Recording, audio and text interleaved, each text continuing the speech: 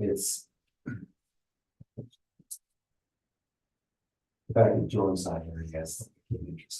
Yeah, I'm texting right now. Well, we're not voting on it. no, and I went up there and I don't feel that second building is actually any, is not bad. Oh, yeah, it does have some fiberglass on the side of it, you know, paneling, but it's all intact. The whole wall is. Well, that's. Mhm. Turn off stuff that Jordan sent. But, now the other two, we get another win like we did the other day, we won't even have to talk about it. But survive that one is amazing to me. Yeah. Do we have any trees blow over in Shoshone? Mm-mm. Not to my knowledge. Well, I guess there was trees, big trees blow over it. Riverton, yeah, I went and looked for Chris while he and my worker went and helped him with their carport that flew apart. In Riverton. So I sent my worker over there and I came over here and checked for trees. So. It wasn't blowing as hard over here, though. Cause that one at the St. Margaret's, those two went down and then one on the Adams. That one went in front of two houses and missed the houses complete. Yeah, see, I heard there was a tree that fell in this house, so I didn't realize it was something else. Oh, pictures.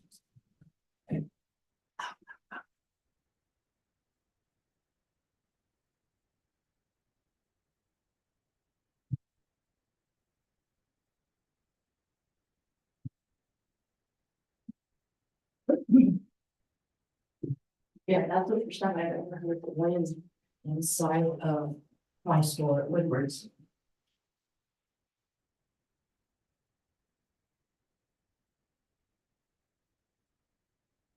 I was walking into the parking lot, my building, kind of like it almost knocked out the house. Right. It's pretty impressive.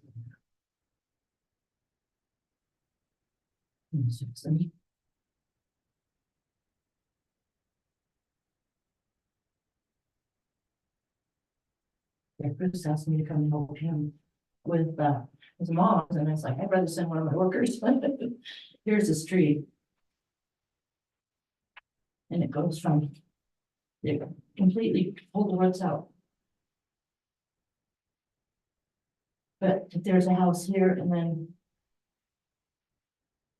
there's another house right there, and it landed right at the bottom of their porches. I was like, wow, they got lucky.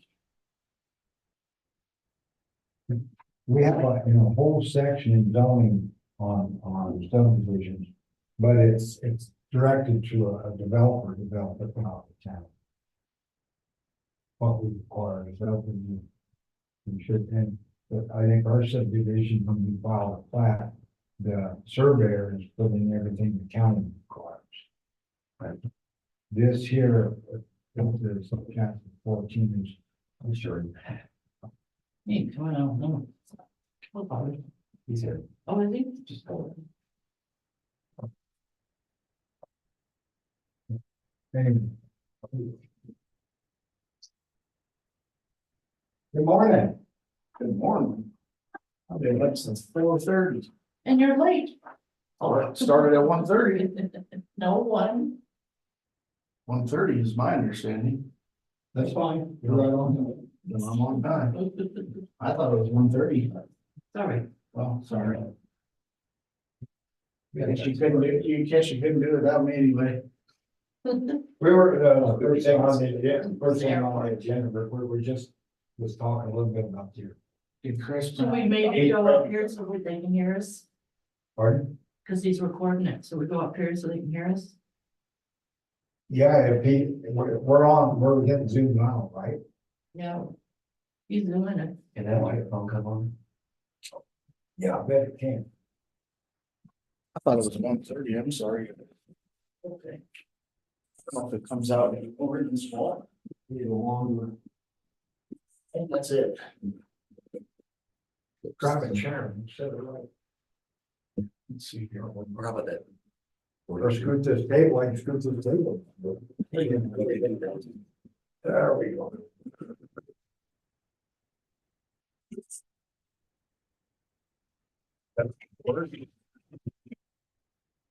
Very good.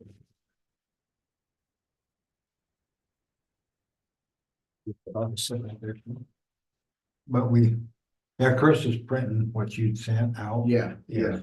which I have on my phone. I can run through it with you too.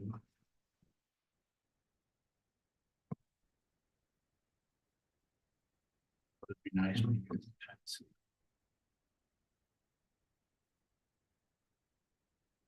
I have a bigger map like that for this, but I can't. So, so on the. What was it? Wednesday and Thursday, I did a bunch of work, regarding the hangars. And this is what I got. I contacted Grable, I contacted Du Bois, and I contacted Thermopolis. I actually drove over and met with a guy in Thermopolis. And so he, towards the end of the meeting, got really reserved. And I think he felt like maybe I was like federal inspector or something, and he kind of just, Listen to Mom. yeah, I have his card in my other truck, but he just kind of got really reserved towards the end. That city, it's out in the county, is that city ran or county? It's city, The one, okay. yeah. So he just got really reserved at the end, but all of them gave me about a synopsis of the same things. And I sent these documents I put together and told Chris that these may need tweak, change, whatever. But the first one is our aircraft hangar lease standards and maintenance requirements. The first is the purpose, and basically what I put together is these standards ensure aircraft hangars located on property owned by the town of Shoshoni are maintained in a safe, structurally sound, and visually acceptable condition. Hangar structures must not create hazards to aircraft operations or public safety. Number one was ownership and responsibility. The town of Shoshoni owns the land and runway. Hangar tenants lease the ground from the town. Hangar structure are the responsibility of the tenant, including construction, maintenance, repairs, insurance, and demolition if required. Structural condition requirements. All hangars must remain structurally sound. Examples of structurally concerns include rotting or deteriorated post frame pole barn posts, damaged, sagging, cracked, or rotting trusses or rafters, structural beams showing rot or corrosion, structural leaning or shifting. Required actions may include repair, reinforcement, or replacement. Exterior material standards. The following materials are prohibited due to debris risk: fiberglass sheet panels, loose plastics, or polycarbonate siding. Acceptable materials include steel siding, aluminum siding, engineered metal panels, or other durable materials that are pre-approved by the town. Roof requirements. Roofs must be securely attached, have no missing panels, prevent debris from blowing onto the runway. Metal roofing is strongly recommended by the town of Shoshone. Wind and weather resistance. Buildings must be properly anchored, maintain secure siding and roofing, have doors capable of latching during high winds. Appearance and property maintenance. Tenants must maintain a clean leased area, no excessive junk or scrap materials, no abandoned vehicles or equipment, vegetation's control, no debris capable. You can. So I am right now on 6 vegetation control. I just think I'm getting money. So on number 6, vegetation control, no debris is capable of blowing onto the runway. Said that aviation use requirement, hangars must primarily be used for aircraft storage, aircraft maintenance, aviation equipment storage. Hangars may not primarily be used for non-aviation storage or residential use. Safety and fire prevention. Tenants must maintain safe conditions, including proper fuel storage, no open burning, and safe electrical systems. Number 9, abandoned or neglected structures indicated of abandonment include structural collapse, missing roof or siding panels, long-term neglect. The town may require repair, removal, or cleaning. Number 10, hangar construction and new construction.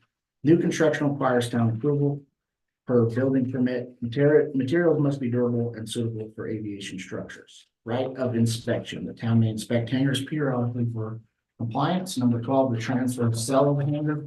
Hangars may not be transferred or sold without notifying the town. That's all that does. It's a clause. Just Yes.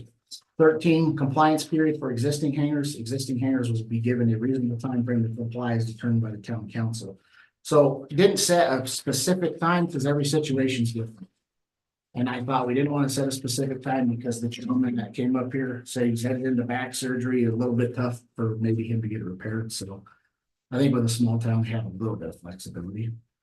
14, minimum hangar size. What I did find is I came up with 30 feet and 30 feet because I thought that would fit one of the smaller planes. However, talking to Du Bois, Thermopolis and Grable, they said no. And I have another page of my notes with them. And they have, it's in here somewhere, but I think their minimum requirement is 40 by 30, and that is their minimum. They actually recommend 40 by 40. And they list what planes, the planes that they said would fit here in Central. Hangar spacing and setbacks, between buildings, everybody was 10 to 20 feet. Some were at 14 feet. I think Grable was 14 feet. Random number, but everybody was pretty much 10 to 20 feet for the setback in between. A notice of violation and enforcement. If violation occurs, the town may issue written notice identifying description of violation, required corrective action plan, and timeline of compliance. Typical timelines, they said they usually give 30 to 60 days for immediate actions and 90 to 180 days for structural repairs. And if they don't meet those, then they if the leaseholder fails to correct violation, the town may terminate lease, all the know. The other thing I did find out on this is I actually built for our whoever the next 4 pages, I believe it is, next 5 pages is an inspection sheet that can be done at the hangars. And what this is talking to everybody else, they have their maintenance crews or somebody up on their council or whatever, or collectively go out and do an inspection before the lease is renewed. That way the hangar doesn't get to the point it's at now. And they won't renew the lease. They'll basically say, okay, well, Mark, your door's falling in here. You got 30 to 60 days to fix that. You get it fixed, we'll renew your lease. Your truss is falling in, you got 90 to 180 days, then we'll renew your lease. If you don't fix it, you're out. So this is a inspection thing, and granted, these documents can be tweaked to what's right, what fits. This is just what I come up with. And on this inspection form, it's structural condition, roof condition, exterior walls, doors, foundation and anchoring, property maintenance. And then this is one that Thermop said they ran into at their old airport, not so much their new airport, but is the building actually being used for aviation use? They mentioned that at their old airport, they ran into What we got. that it becomes a storage unit. And so, then it's safety concerns, and then it just says overall result, passive recommendation, corrective action, or if this is an unsafe structure. And then it's just got date, time, blah, blah, blah, or violation. So that's the first 2 pages, the inspection form. The next 2 pages, or next 3 pages of that 5 that I said, is a notice of violation. I put together a violation notice. We were to send this to somebody that's not in compliance, along with why they're not in compliance. So I know it's a lot of documents, but you got to cross your T's and dot your I's. One thing I did find that all of them do is they require a deposit. And I talked to Du Bois on this piece and said, how do you pitch this? And they said, actually, we pitch this and we don't say it's a deposit because we don't own the building and it's not like a renter. So it's kind of hard to preach to some people. So they mentioned that they actually do a hangar removal deposit. And what they require currently right now on an existing hangar there is $1,400. You take over the lease, you got to put $1,400 down. And what that does is if you don't take care of it and keep it up to par, they keep your $1,400 if they got to do some maintenance to it or whatever. So they word it in a structure removal deposit instead of just a deposit. And they said about the $1,400 covers their dumpster rental, equipment, partial demolition or cleanup labor for their guys. Do the boys or some of Grable, do they talk about how many they own themselves that they ran out or? I didn't ask that. Okay. Well, I just was trying to figure Yeah. out how we could get something that was a little bit more compass. I don't think we want to go there and. Yeah, here's our requirement. This is what we expect, et cetera, is kind of the approach I was trying to get, but I thought the structural removal deposit was pretty big. In the sense of, No, I think that's. you that's good. abandon the place and you let it get dilapidated, at least there's something there to work with to clean it up. You get it back if you leave and it's in good shape, so it's not like, you know. The other thing that I thought was important of notice that I took down is all of them require liability insurance, every single one. And they require $1 million every one of them. I dumbed it down and thought 500 liability would be fine for us. That's my personal belief. But they all require liability insurance and the town is all listed as a second insurer. Additional insurance. So again, if Mark's hangar collapses into mine and ruins my beautiful plane. I would hate that. So that's kind of the structure of that. And then my next 2 pages are just really essentially notes. That I built these documents and stuff with. This one's a little bit more specific with the hangar size. And kind of what's required on a new build. For a new build, so. Or a new build. So I mean, the existing. Grandfathered in. You're grandfathered in, but somebody else, I mean, everybody was pretty much 40 by 40 with a 36-foot minimum door width. And 10 to 12 feet high. And then I'm not real familiar with planes myself, but these are the planes that they recommend to fit in. They have the requirement of a standard GA hangar. If you have a larger single aircraft, which I don't think will be landing in Shoshoni anytime soon, but maybe. We have the runway for it. We got almost a mile runway, Well, if we have that, we need to build a 50 by 50. but most people don't want to land under their. Takes a little longer to stop. So, that's kind of that piece. And then, new hangars, Grable mentioned that they had some hangars that had dirt floor, it's kind of grandfathered in. But their new hangars, they require it to be a concrete floor or a durable surface that is approved by the town. And I asked what they meant in durable surface and they said there's plastic. Basically, it's a hardened plastic. And they've been putting those down in some of their older hangars. Kind of interlocking. Yeah, kind of like a tongue and groove type situation that locks in. And that is just more or less to protect for spill. That at least it puddles up.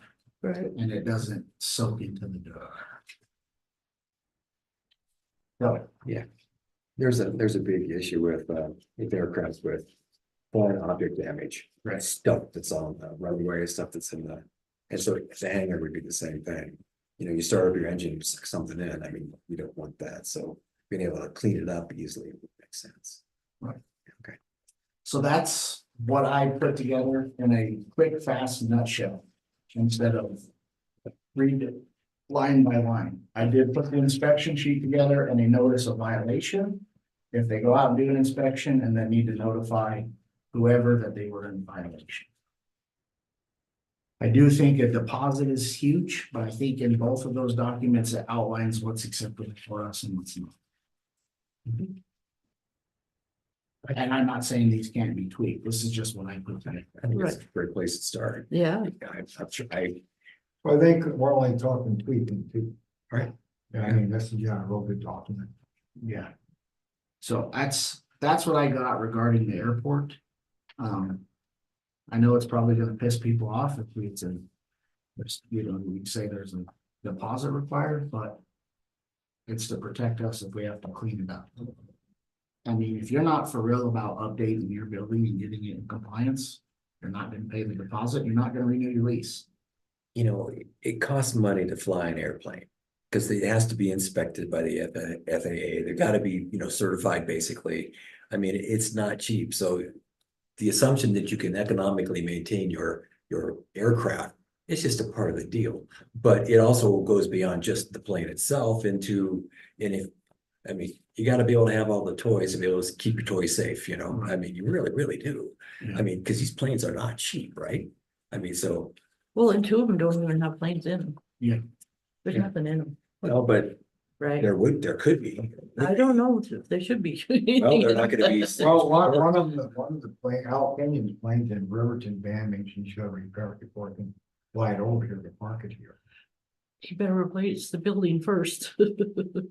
Which building? Might have been why the plane got damaged. There's two of them that are really I bad. don't know. Yeah, Maybe it's- so it's like the furthest west one looks really great. Yeah, next That one's one's okay, next it's to- got, the next one's got a plane in it too, Okay, and then the other two don't. The other two are terrible. I was thinking two was good, 1 and 3 are bad, and 4 is good. Bad, good, bad. The big good. one is good, and then the next one is good, No, I don't think. no, not the next one, Next one is, Yeah. that's the one that's dipping in. yeah, and then That's got- then the third one's good, and then the other one, I would put nothing in it. You sure it's not the I would, I think one it's good, 4 and 2 2. bad, huh? I think it's 4 and 2 Two. that are, Or good? 4 is good, 2 is. Needs a little TLC and Yeah, it'll probably be okay. Yeah, 1 and 3 are bad, I think so. yeah, because Al Ken, we can't find, because they, one's in worse shape, right? I think 1 is in the. what's the workshop. big Okay. one, what number is that? The farthest one down. It's 4, that's the way they're going? Yeah. Okay, But that's, so Al Kenyon one time owned 1, but George Kenyon owned 3, and Al said he and George traded. Well, they both need When fixed. George moved, what's his name, lives south of town, anyway, he says he owns 1, but they never split any paperwork either. Who, Yeah, who, Creighton? yeah. He says he owns 1, I have no idea. There ain't but, nothing. but he said he got that from George. That might end up being a mess in itself.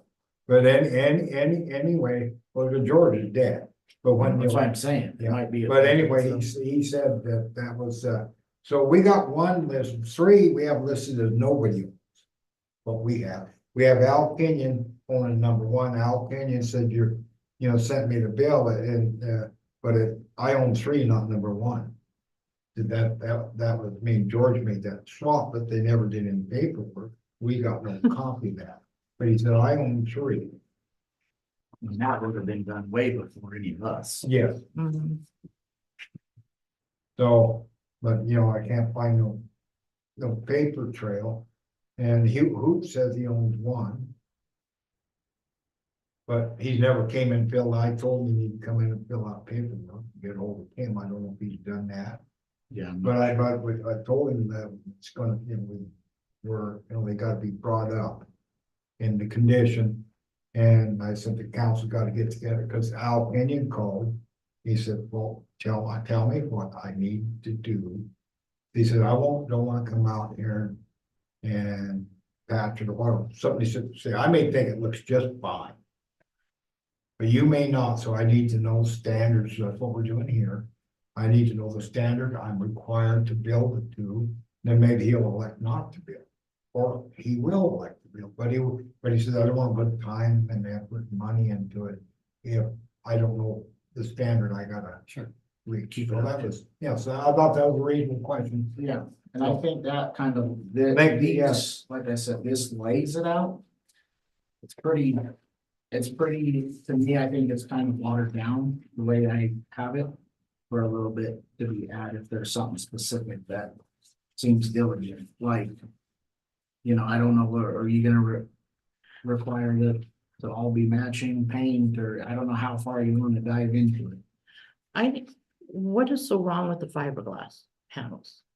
they They- come off. And yeah, Because I they was out there and that deteriorate. one guy's hasn't, but, They deteriorate in about 3 years and then they crack, and that's the, if okay, you, Mike and Quiver, they have picked up probably 15 to 16 of them okay, fiberglass panels. okay. I just didn't know why we were, Yeah, our carport is surrounded with these fiberglass, corrugated fiberglass panels, and they are fragile as could be. You know, they're fine for me, you know, I mean, Right. but, I mean, as I pulled them off, I mean, they were breaking, they were doing all sorts of stuff. I mean, for the ones that used to surround the deck on the back part of our house, and they were just flimsy as hell, and they just needed to be gone. So Right. that group, it is gone, but the group around the carport, it's still there, you know, but that it'd be so inappropriate to have that out at an airport. Right, yeah. Just would not work. And all the other airports outlaw. Yeah. Because they say they're not structurally sound. Yeah, you gave us a nice. The way that, the reason they came out is a lot of people. When they first, started doing these pole barns, however many years ago that was, they would put them on the top mhm, for a light essentially, Yeah, to let some natural light in. Right. On the roof. And then people started using them to. Put them on the sides to have windows Right. and not have to frame in a window and. Cost effectiveness, but they're not really that cost effective when they deteriorate. I mean, we could go out there to some of them and I bet we could throw a small rock and it breaks them. Like they're just. Or basketball. You know, yeah. That'd be fun. Weed eater, hitting them probably break them. Oh, yeah, thrown by Lord. Yeah. Man, those things are fire vicious.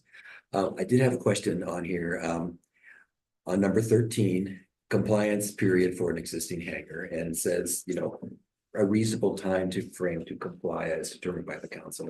But yet if we go down to 16, there's a set of timelines down here. Yeah, and so on that was for if the violation was submitted.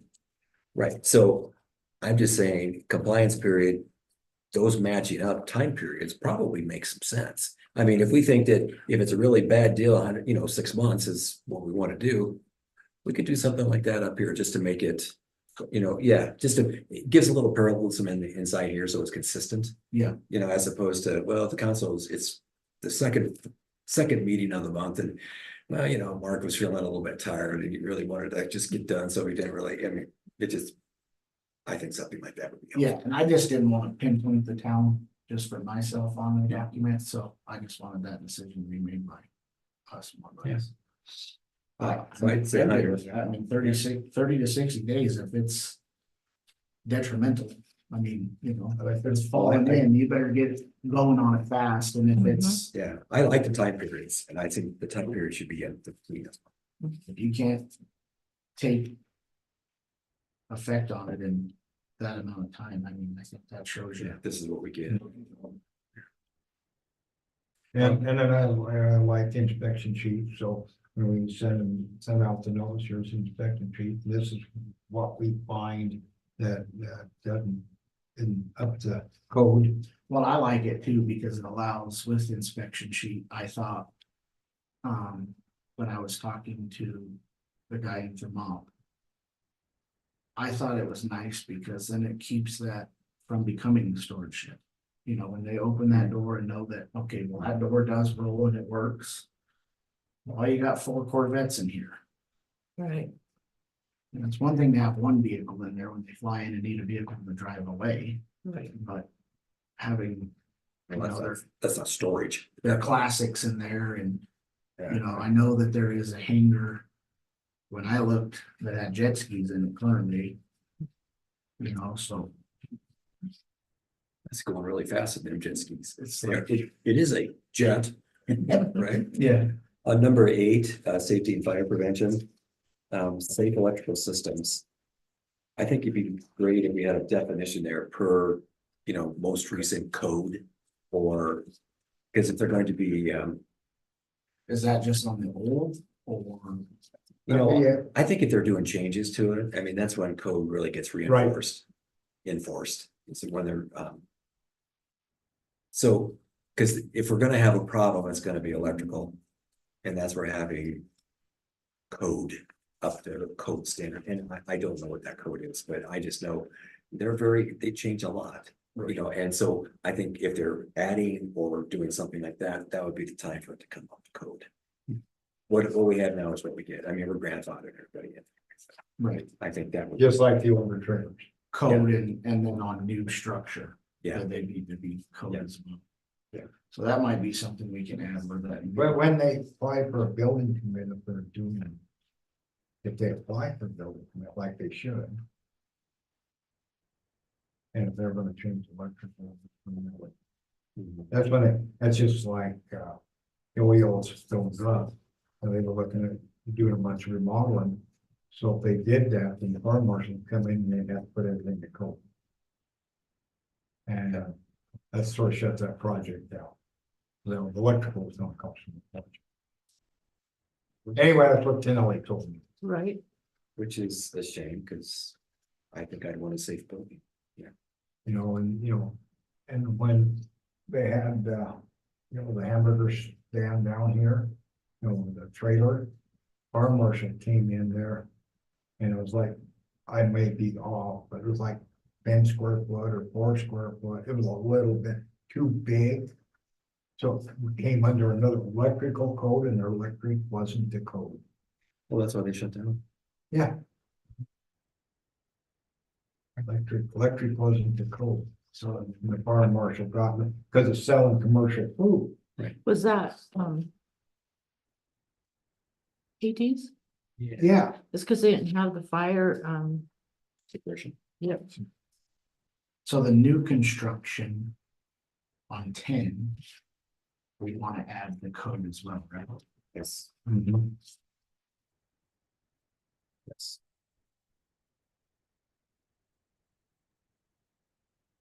And then I thought it was important that on 11, the right of inspection, for us being the leaseholder. I mean, it's no different than when you're, a rental to somebody and you say, I'm stopping by to check on the place. But I think we need to give them a reasonable amount of notice if we're gonna do it. Yeah. On a rental you would. I think, because you're going inside their house, but that may be more important, but I think it's, they'll give them an opportunity to be there would be better. Right. I mean, that'd be why give them the notice that they could be there. Well, and I think at that point too, it would allow you to, if something's being Yes. hauled out of there or, they're hurrying to get something out before the inspection and to see it for your own eyes. Whoever that is. If they start landing there, they start landing bigger planes, cargo planes out there and stuff like that.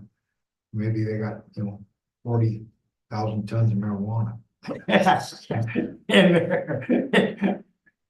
You never know. We are central. You know, a C-130, 150,000 pounds is not a.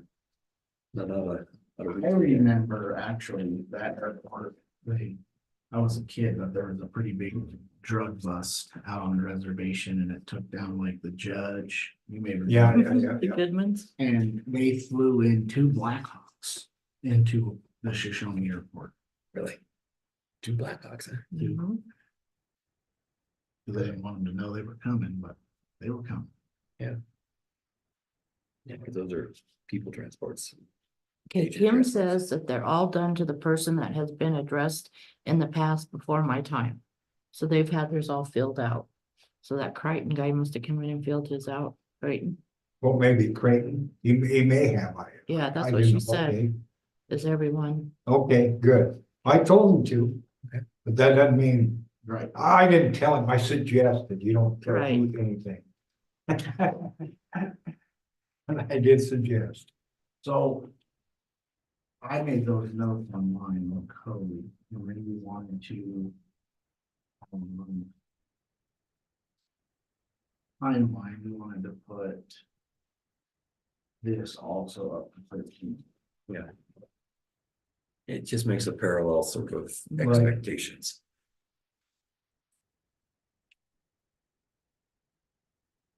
So are we, and on building, was that, everything listed was pretty much metal, or we allowing, everything will be metal and Not any lap siding or anything like that, whole metal siding. Yeah, That's what, metal siding, or even if it was, it seemed like something, well, that's what most of them are anyway. I did drive up to Riverton, and my employer owns a hangar up there. Okay, And he does have a back wall that is like. The one next to his hangar has a back wall. It looks like it's just plywood essentially, screwed to stay. It's painted, it looks nice. it's on the interior and exterior. But. A sheet of wood versus that metal sheeting, and I only know because when I tried to metal my shop, I learned real quick. That those sheets of metal, especially 14 feet tall. Are nothing to play with. I mean, this, you get a breeze of 1 mile an hour wind. That it'll fold that sheet in half, you know, and so I guess where I'm going with that is just look at the windstorms. I don't know if you guys seen the porta potty place there by Polaris. I didn't notice that. no. His whole roof is gone. Okay, Brown Incorporated roof also got blue on. Right, and so that's metal. But I look at it like the plastic sheets are gone. The metal sheets, they'll blow and then bend, and then they usually kind of hit the ground, you know, because they're long enough, they're not gonna be in the air. But a piece of plywood, you know, 8 foot long, 4 foot tall, or even OSB, I don't think is gonna be. My car got struck once in a pretty good little windstorm outside of Riverton by a piece of metal gutter. It blew off the side off a house something and hit my car. Yeah, I don't know, $12,000-13,000 damage. Jeez. Really? Yeah, I was outside of, on the highway north of Riverton and came flying out there. And that was Grizz. So I had to take it to Detroit to get the paint job done. Oh, Cause man. nobody here to touch it. The insurance covered transportation out and back. That was all in the bill. Yeah, so I think OSB or plywood. Securely fastened. I mean, OSB is gonna rot and deteriorate. Yeah, I think OSB or plywood If should have some sort of siding over. Because it will, even if it on was, the extra as well. even if it was like house siding, you know, I mean, I don't know how far you want to go into depth there, but Can you have with OSB, can you have it fireproof? Or, fire, You gotta have a sheetrock on the inside, fire lock. so not the material itself wouldn't be fireproof, but you do that with the Ye- 5/8 sheet. Yes. Yeah, Fire lock, yeah. okay. You'd have I to, just, try to make these things as fireproof as possible. that's a really good point. Really. sure. Yeah, you would, yeah. I wasn't even thinking of that, but good idea. That's why there's 4 of us here. So maybe metal sheeting is all it's about. I don't know. Especially on You still- sheets going for, on buildings, new buildings, especially. Yeah. But don't you need to attach the metal sheeting to something? Well, they usually attach it to the poles. You have poles and then a stringer going across. Yep. And So it's, If they do a pole barn and that's Right, like my common. shop. like yeah, your I'm shop. just thinking of, I guess, houses, which, has the sheeting on the outside, yeah, and then the sheetrock on the inside. Right. But, I just think making it as fire resistant, really, because nothing's fireproof as possible. is Right. really good.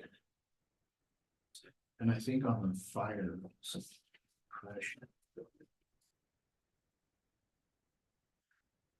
That we might want to add that it's required to have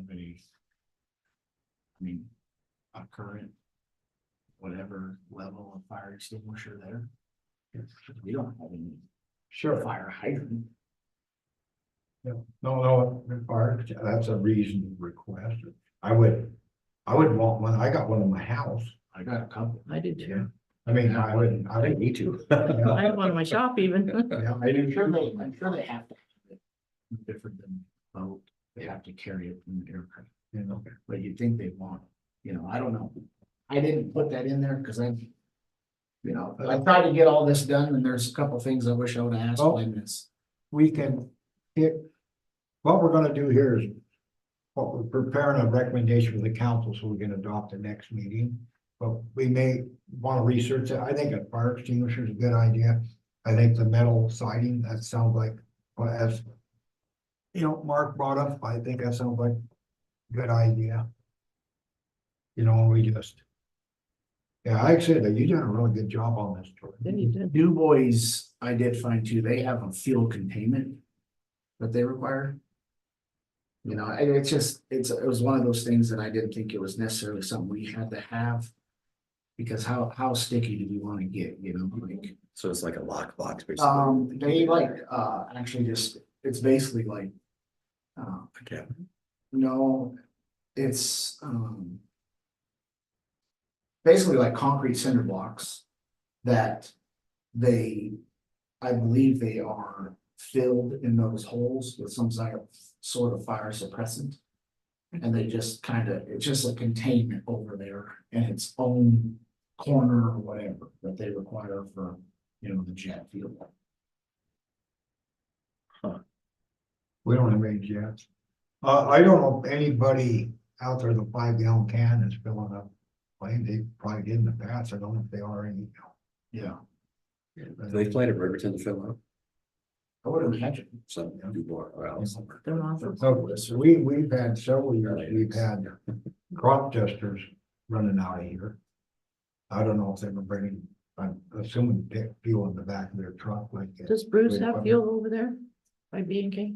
I don't believe so. I have no idea, Cause he's got that helicopter and stuff. you know? I mean, there's, you know, in an airport, you've got fueling trucks, you know, that. roll Yeah, out. yeah. As part of Air Force bases too, I mean, Yeah. you got that, so. If they were doing a crop dusting thing, I think they might have to bring their own, you know. And that was the whole thing, you know, like if they had jugs, they were Yeah, secured of some kind, and I don't know, that may But do require we- a little bit more I research. don't know, Du Bois, they probably sell commercial fuel. up there. They have quite a few planes coming in. Now, Du Bois is actually building a town-owned hangar. Hmm. And I think they're getting federal aid to do it. But if you improve your airport much, then there's a lot more maintenance and stuff you gotta do. We've gotten away with that fence being down. They said, yeah, you really need to fix this, but. You know, but we haven't got an inspector that got on our butt. Over it. Would it be the FAA that would come out and inspect? DOT. DOT. Yeah, we are, all airports in state of Wyoming are under DOT jurisdiction. I found that out. too. I mean, I said we should, I meet with them every year out there. but we were supposed to have the fence in, Yes, but that contractor never showed up. never showed up. No, I understand. Yeah, and he was considerably less than second place. Well, it was the other, second place was his dad. Or was it? I Yeah. didn't know that. Yeah, they both have fencing companies. So And was, he probably, And was there- probably told his dad, this is what I submitted it for, and his dad, but well, don't show up. see, didn't we have 3 fencers? One of us should do. I thought we only had 2. The third one from Du Bois, I don't think ever submitted. Okay, could be. I was just Rocky. His name was Rocky.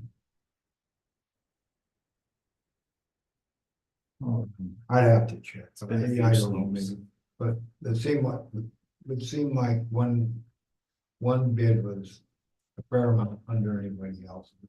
Cause we had to. I confirmed with him the material he was using. And, you know, and is it up to snuff? Cause is enough underbid that I was concerned we didn't have the quality. But it met all the specs and sounded like he had the quality that the other bidder was, cause I think one of the bidders without a doubt suggested God, what's he selling you guys? That seems too cheap. And maybe once he looked at it, maybe decided he was too cheap and just never, he didn't call and say, hey, I can't do it. No, we hadn't heard nothing. In fact, I didn't know until I went out there the other day, the fence went out there and shit. where's the new fence? I thought he put it in, I should have realized that we hadn't signed a check for it. You know, I just thought it was done, just, and all of a sudden, shit, have this thing done, Yeah. so. But yeah, maybe, I don't know what this shit happened. But yeah, his bid was significantly lower, I remember, and it was, sounded like he's gonna build a good fence. And then not the typical. Like highway fence where they have the bottom wire up a little higher so animals can crawl under. But talking to YDOT, you don't want that on the airport, you don't want the animal crawling and get on your airport. Right. Yeah. So it's not a typical YDOT fence. So ours is just gonna go over the fence. Huh? No, this was, the animal won't jump. They don't even have to go, well, yeah, they can step over the barbed wire if they can find a way. Right. They don't, I've never even seen them jump. So have you seen animals jump? Most of them, not very often. Most of them just go through it or under it. Well, I was told that for lots and lots and lots of years. And 30 years ago or so, I seen an animal jump the fence. I was, you gotta be kidding me. I grew up in Gas Hills, they jumped them all the time. I've never seen them. I mean, chasing them, hunting and everything. They go Really? through it or under it. Yeah, Yeah, you look for the. I've seen them back and forth. Stay here, they're coming back. Yeah. I've seen them go back and forth, back and forth. Yeah, they'll run up and down that fence till they can find a hole. That's But I've also found at least one, I don't know if I found two, at least one, where he got hung up in the barbed wire jumping and he was, they're dead. I had one out there get stuck in the fence and I didn't catch it till it was on the far end of my terminal. Uh-huh. And then when you go down there to the switch, it sits up and there's a dirt embankment, so you can't see the fence. But then I was driving it one day, because there was another issue, but it was in the fence and it got stuck. Yeah. Chris isn't back. Yeah, What? that's why he's not back. Okay, right. Okay, I I seen just that. didn't wanna say that. Yeah.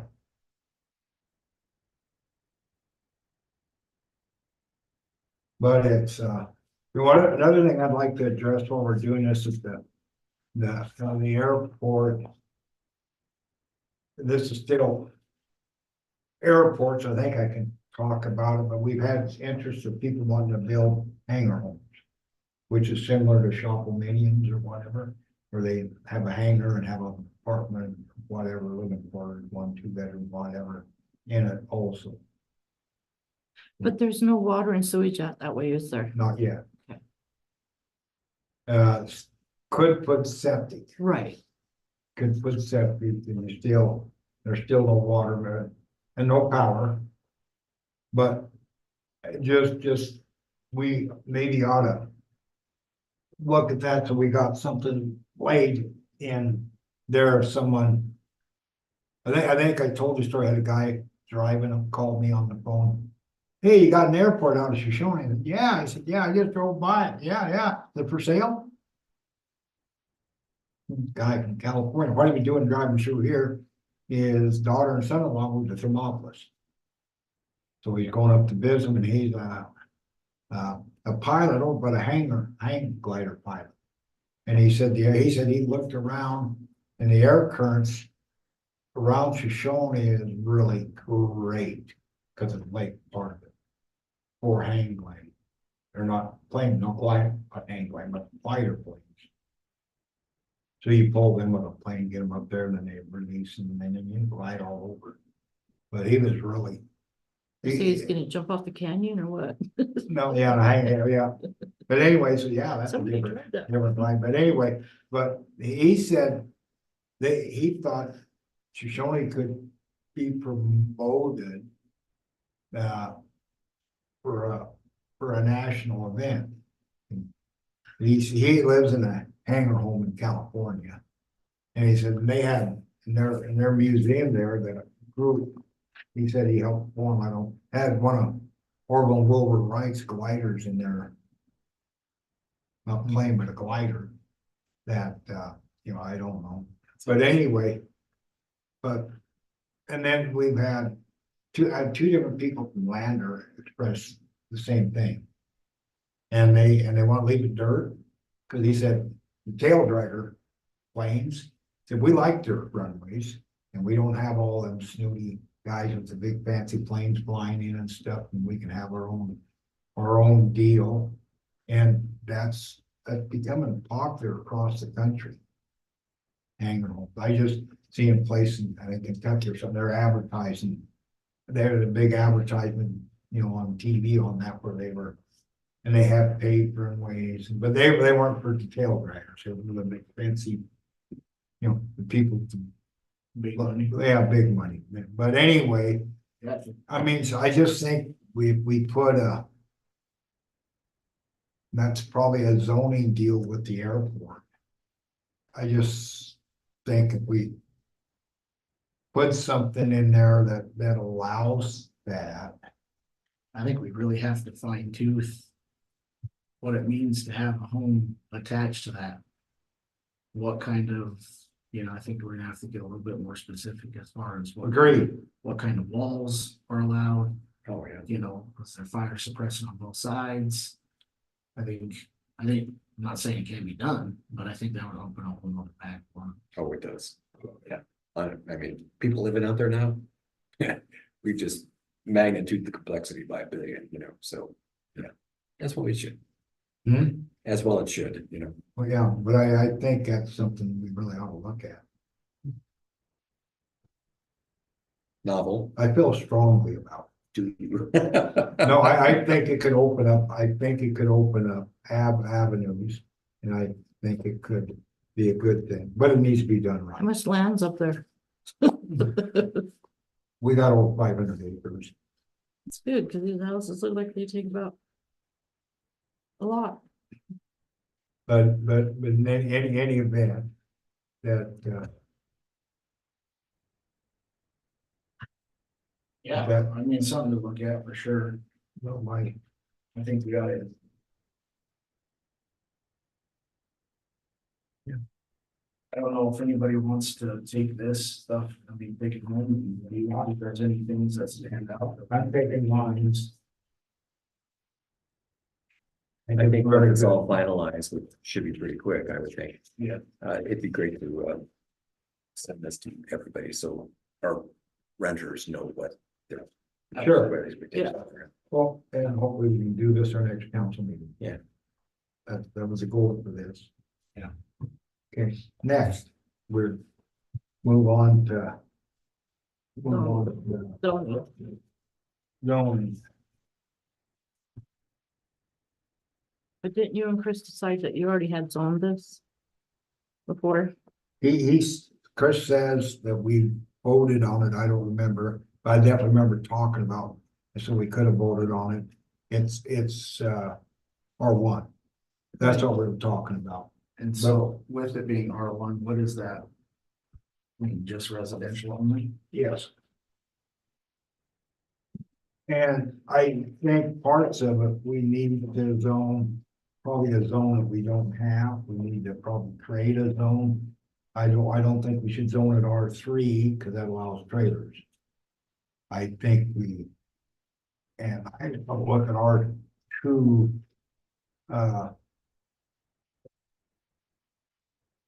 We don't have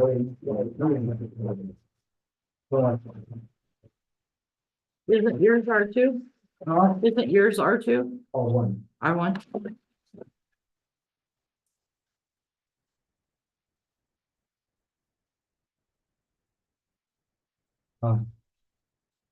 Okay, R2 is single family resident detached. Okay, R3 is multifamily and mobile homes and that sort of stuff.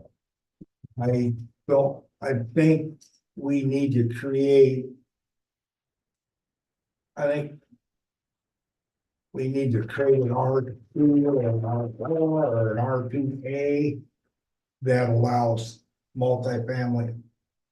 You know, up to duplexes. You know, a fourplex in an R2, but or a townhome. And in R2. That would duplex, I don't want to allow One of the last players there. So this says, we can put public parks in R2, playground, other municipal recreational facilities. Uh, detached single family dwelling or own facility. No, home with conventional.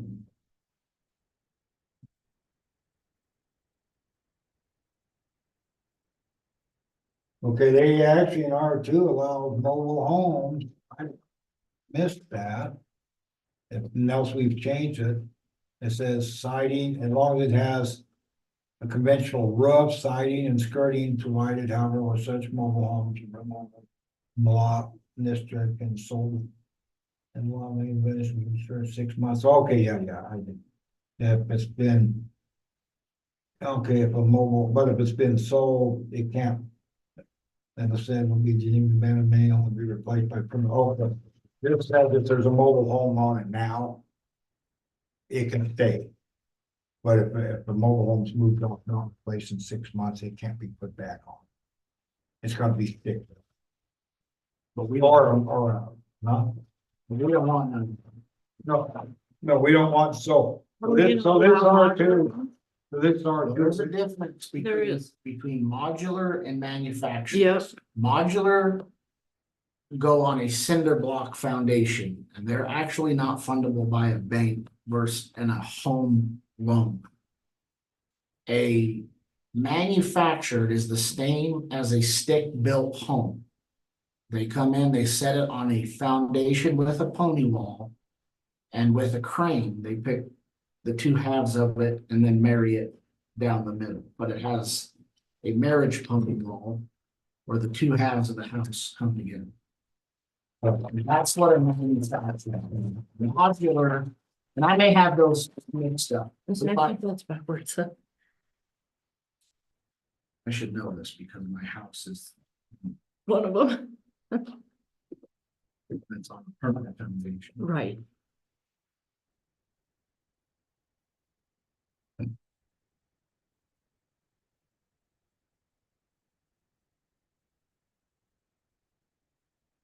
Basically, one of them, the frame stays on it, they drop the tongue off of it. It's just a double wide trailer house. Right. And they can still move it, and so that's why the banks won't borrow. Because in the middle of the night, you can tear the cinder blocks down. And hook up to it with a large enough truck and pull half of your house somewhere, and then come back, get the other half, and now the bank goes. Where the hell's our house? Okay, right now it says, the R2, you can't, if you had an existing mobile home on it, they would have to move it. We're doing grandfather in basically the way I do. Right. And it's fixed up for 6 months. Modular is on a permanent foundation. Yeah.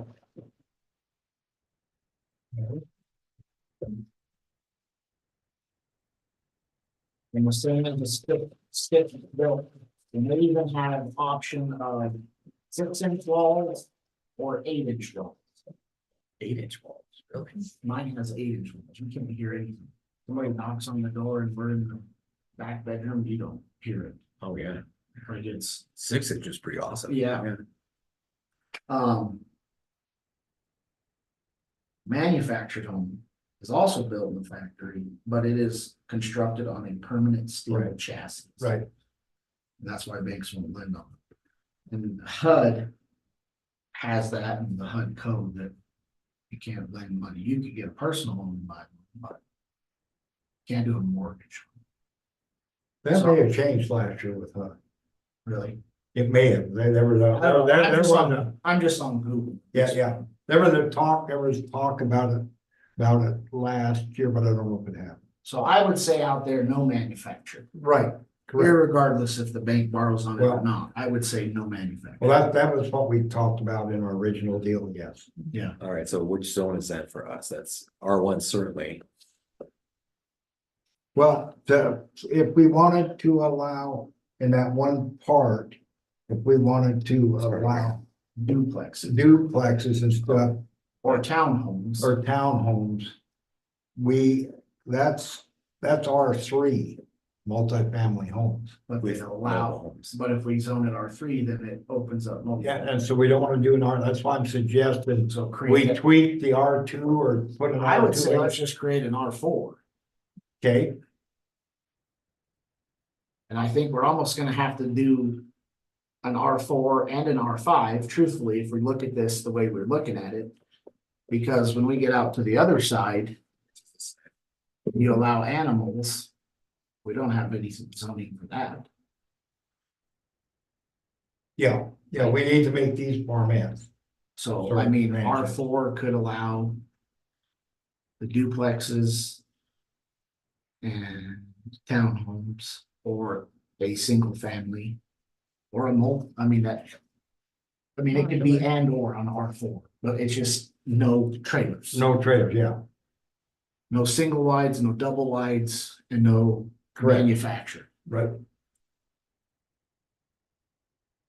in R4. And then maybe R5 just adds the animal piece. So an R4 plus critters. I would say R5 plus critters, because if Well, we go, R5 would be R4 plus. yeah, yep, and then we got a, typical. Standard. I'm gonna go horses, I know that. Typically, most of them are set up 1 acre, 1 horse, 2 acre, 2 horse. and most people don't own one horse. I mean, some do, but it's more common that they have a partner. It's- I was in a rural subdivision, and that's the way it was, 1 acre per horse. Yeah, when we lived up by the airport in Sunburst Estate in Riverton, we had 2 acre plot and we could have 2 critters.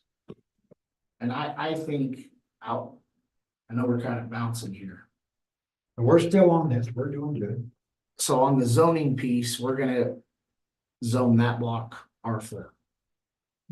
I would, Why don't we zone, why don't we zone the whole damn thing R4? What does it matter if somebody builds a townhome across from, I mean, you think about it this way, you drive up in Riverton behind the high school. Yeah. You got stick-built homes there. There's a couple of them that even have a shop, and then they have those one houses that the backyard butts the pool parking lot, and they're all townhomes. But that's one side of the street. One side of the street. Yeah, and that's really what we're looking at here, one Yeah. side of the street. Okay, So I mean, it's the same idea, and they'd be adjacent to some family homes, but it'd be one side of the street and not intermixed in the whole Right. neighborhood. so you don't have that, so we're, that effect where you have. Yeah, Pocket housing. yeah. we're saying R4 would be multifamily.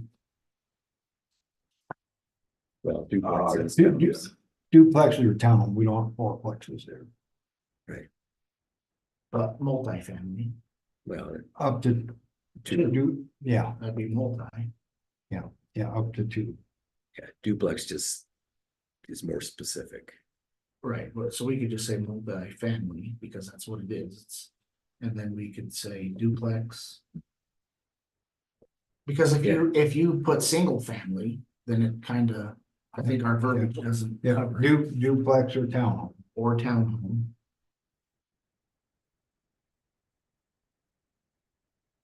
So we're defining multifamily in the zone. Right. Okay, I'm good with that. So, And then, I think we almost want to put asterisk at 2, because if you put 4, then it's basically an apartment.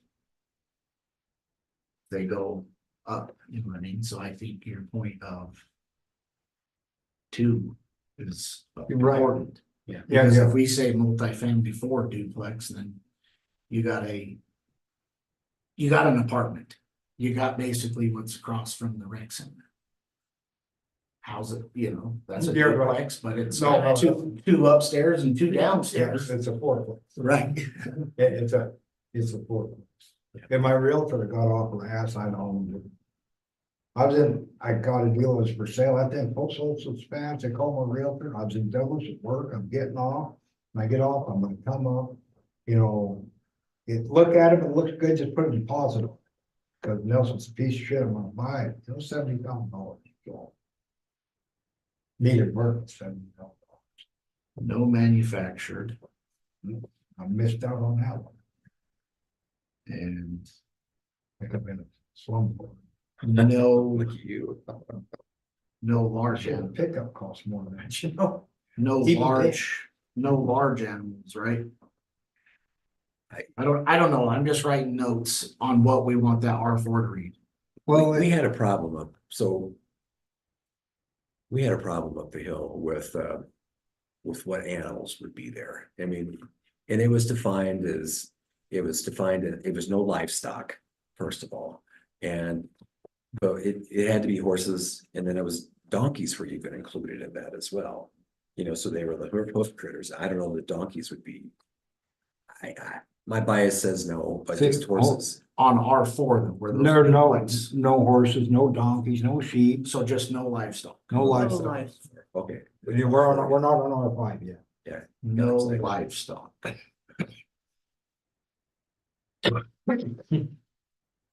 I still wanna change it, we can have goats. In your backyard? Yes, Maybe, I want baby goats. maybe them little fainting midget goats. Yeah, Only if you have faith. Have you seen those? yeah, they're so cool.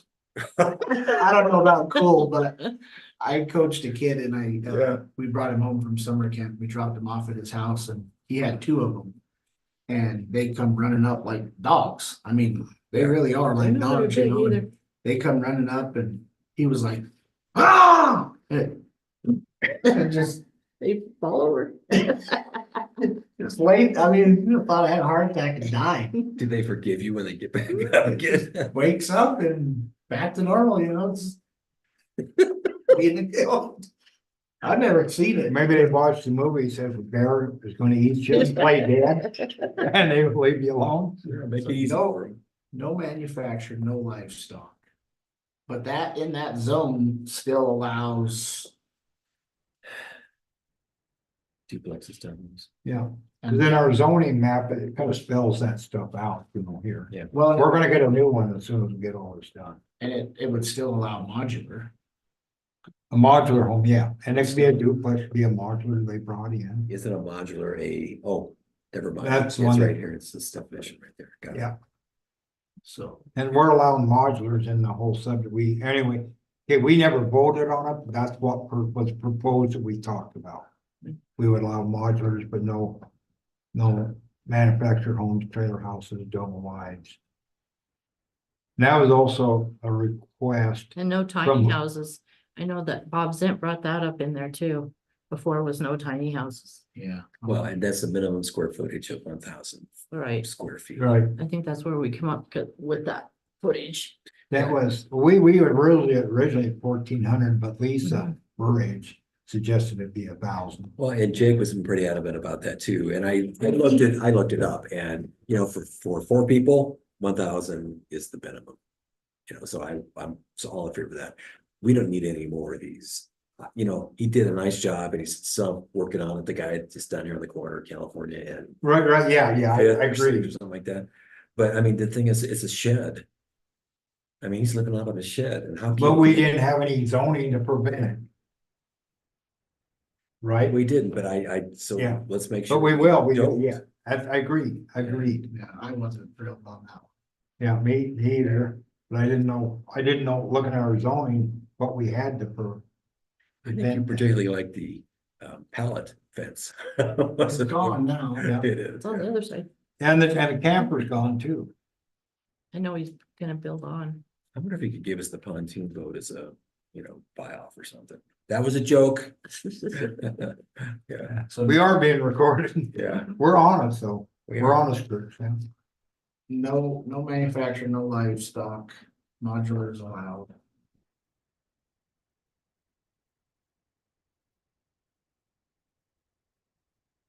And on permanent foundation, right? Well, yeah, Yep. I think we probably wanna list that. he put his little shack on from the foundation. He did. He did. I mean, Yeah, he did what we asked him to do at the minimum. yes, And then some, really. And it's frankly, I pictured that wonderfully up on top of a mountain somewhere. I mean, that'd be perfect for that. yeah. Yeah, just. No comment. There's worse looking houses in town. And trailer houses, There's definitely worse looking trailer houses. yeah, trailer houses, Okay, so that's R4. right? And that would just be. Okay, I think this map here, that should, these lots here, I can't read the lot numbers, it should include, 1, 2, 3, 4. well, this would like one, this one, this, this.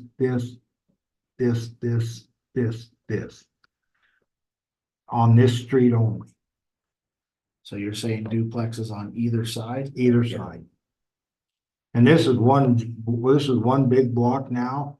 I met with the power company, they want me to designate the blocks and show what they want, cause I wasn't, cause we really hadn't figured out what we were doing with this land. Until we realized, cause it looks like it's too little, but it's 63 foot by one, it's plenty of land to put a duplex. That's bigger than our normal size lot here in town. So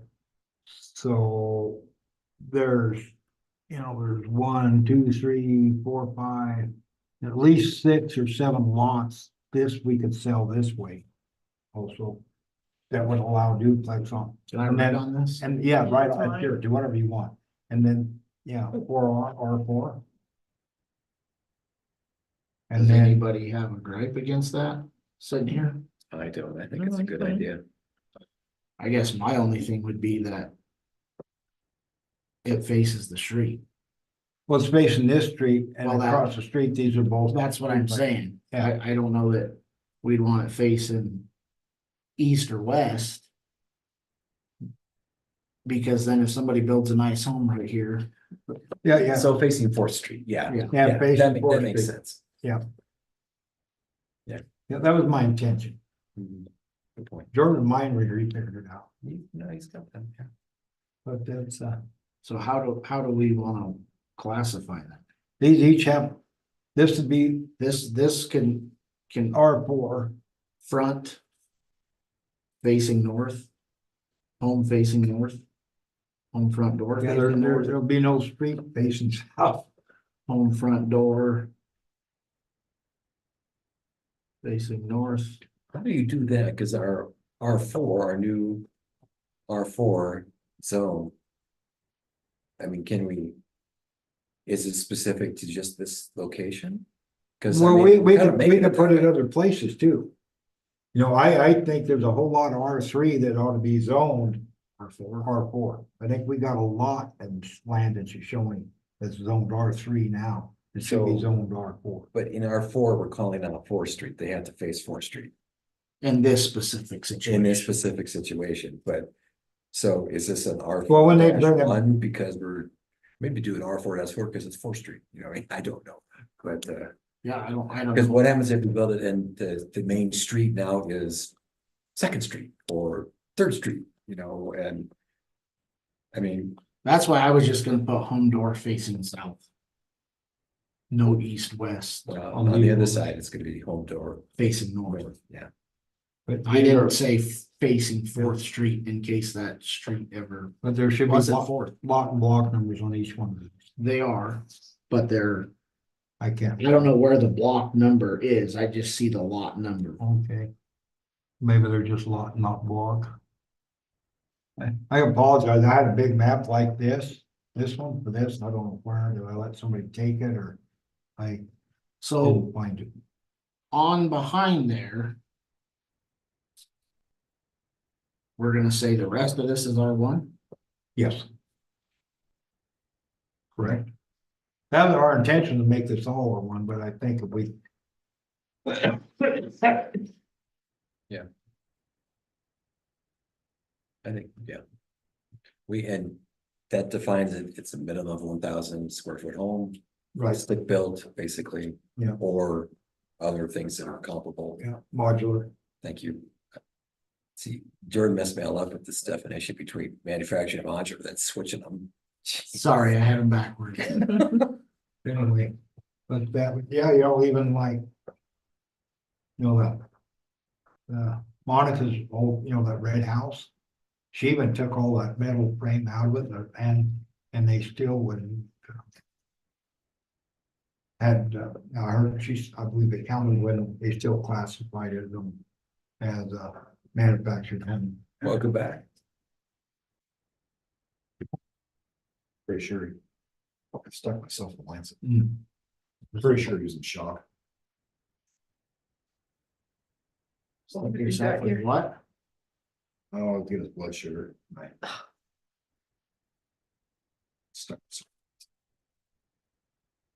You all right? You knew it could stick you because it already poked one hole, right? Oh, before I poked him. Oh, good. Well, Oh, I was that's gonna all right. say. Phew, that's better. The lancets in the stick, the wrong one. I grabbed it wrong, I should say. I should have brought my colored pencils. We We could color coordinate. Pierce me. Usually we got some color.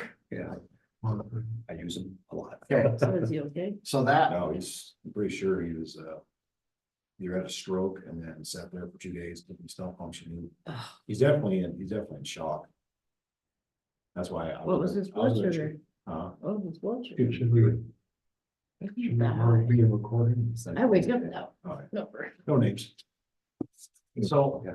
R1 there and then R4. Yeah. Right. Do we want, maybe Chris has some feedback on R4 and what we. Well, my suggestion was just changing R1 or allowing R1 to do this. Allowing R1 to have a two-family dwelling, which would be a duplex. But not allow it to have the multifamily, which would be an apartment, things of that nature. Right. So, But I don't want, I don't like that. You don't have to like it, Joel, you make it conditional. No, Or it yeah. comes before council, and the council decides what it's. Well, then the council, 3 years, not made it the same it is now. I think we leave R1 the way it is. And just what Jordan proposed right there is. I didn't know what That's you cleaner. I had no idea what It's you less had. cleaner than, because you have spot zone. No, we're not. You have R1 where it's, Well, you could have a duplex built in the middle of it, middle of our single family no, home. they couldn't, If it's zoned for just because if it's prohibited or conditional, is that it's only upon review of the council to allow it. Well, I think what he's saying is 5 years down the road, if there's a new council that doesn't have the same mindset. They changed the ordinance anyway. Yeah. it. Well, make them go through it. I'm just saying. They just can't. Yeah, I get what you're saying, but They they just- can do whatever they wanted to do. But if you essentially. allow it's conditional, I mean, go to, there's subdivisions in Cheyenne. So they have duplexes and just regular homes. All of it, and the typical duplex, you know, it's has its own garage, its own entry, its own yard, its own space. It just shares the wall. Yeah. And it looks just fine. Yeah, I don't have a problem. with that. That's what I was saying, that it gives the council, because what if you had somebody that wants to do it over here now? Or where we at? Right here, and then you're like, well, what about right here? Well, sorry, then you have to go through this whole process, you know, it allows some options for council to consider on a case-by-case basis. That's just my suggestion. Well, I think if we if we keep it as we're doing right here, then they can go through that, have public comment, and they can talk about it. But, I've been warned by multiple realtors that you don't do exactly what you're saying we do. I have to talk to them, Joel, to see, because I don't know, they're. Like to talk. Yeah, I've been, we have talked, we talked exactly, that's a bad idea. I'd like Maybe to talk something to these conditional or- realtors too. Where the council can consider it. No, I think the way we zone it here to keep it separate and if there was, But it's not, Joel, because you make it R4, R4 allows for a crop load. no, we defined R4. Yeah, the way. That's what we were currently doing is, We've already defined Well, R4. we're redefining it. do we have an R4? I don't even know that. Yeah. Is R4 is based- anything in our town currently zoned R4? Yeah, well. 6th Street, where the trailer court is. So R4 is basically like R3, but it allows for mobile home park. So we don't. I don't have R4 on my map. That, no, I think it's useless. Because we've changed all these. Oh, No, but it's. I didn't know we had an R4, so I just. so was we thinking- can make that our fourth. I was just thinking of creating an old. A subsidiary thing that said. That, forget it being R4. I just was creating.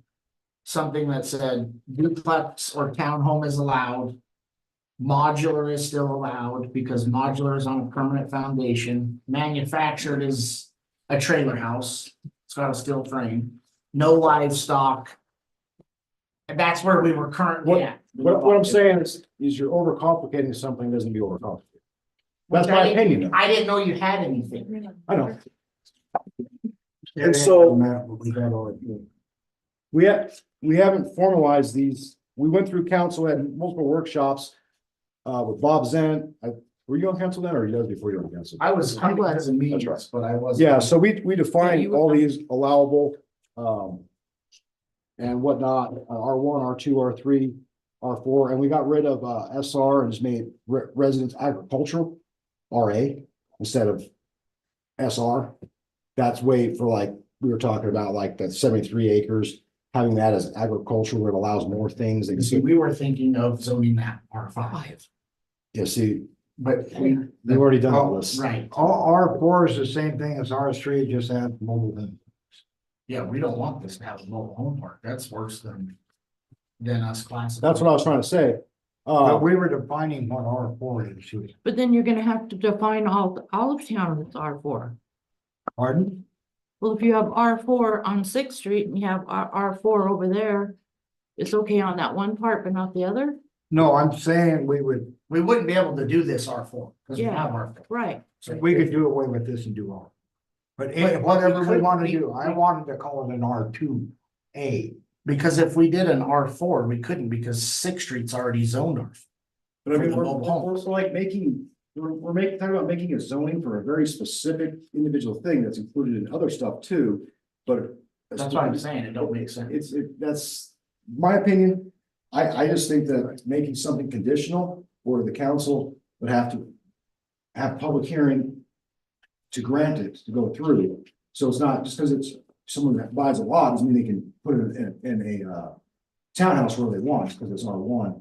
Because if it's conditional, that means the conditional by the ordinance would say that it's the use is allowed only if reviewed and approved in the respective zoning district in accordance with this title, which is what dictates what's conditional, and their public hearing and everything else. So it wouldn't be something that the council can just do. I get what you're saying, Joel, that in 5 years, but in 5 years, they could just change the whole thing anyway.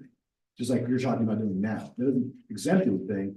This just makes it allowable in the procedure for it to be done on a case-by-case basis with plans, public hearing, and all that stuff in front of council. Wherever that council looks like. As opposed to making a very, adding a whole new zoning ordinance that's very specific to one specific thing. Then you have spot zoning, we have all these, it just Well, that's where, muddies the water. that's where we were at. We already were at having spots. So I get your standpoint of the spot zone, because that's what we were kind of They hashing out. won't have spots, but we could have if we allow. If it's approved by the council, that's Chris's point. We have the option as a council to not approve it as well. But even if, and I get where he's coming, even if it was all R1, like this is up here, like we were talking about originally prior to the past knowledge of the other zoning. And I bought this lot right here. What I'm gathering is I could still come in, even though this is along 7th Street, and say, I bought this here because it's right next to sewer and water, and I want to put in a duplex. You can't. If we made a duplex a condition, not multifamily, Right. a duplex. I know that this is R1, but I would have to come and say, hey, I want to put a Yes. duplex here and get the approval. Okay. And if I get the approval on that council, I get it, but even if it's R1 now, it could be changed, so I get what you're saying. I guess what I'm understanding is there's not really a way to protect this. That is the way to protect it, is public hearing. Right. Yeah, It's council but decides. if we allow, just like if someone build a small shed on a lot in R3 and put a foundation, we have no ordinance against that. But we really have no way to not approve that. What would be our reason not to approve a duplex if it's in, But it's a condition. So you have to come and get, Well, public hearing, the plans. All building permits, there's all building permits gotta be approved by council. right, but he's saying it would go to have a public hearing. Cause it's a conditional thing, so you would have the homeowner saying that, A, they don't want it or whatever, and the council could decide. Or the adjacent Whatever. landowner saying, no, I don't want a damn duplex next. I mean, Yeah, you if have, someone's wanting to build some new homes here. They may not want a duplex next to them, but if they buy a house in the middle of there somewhere.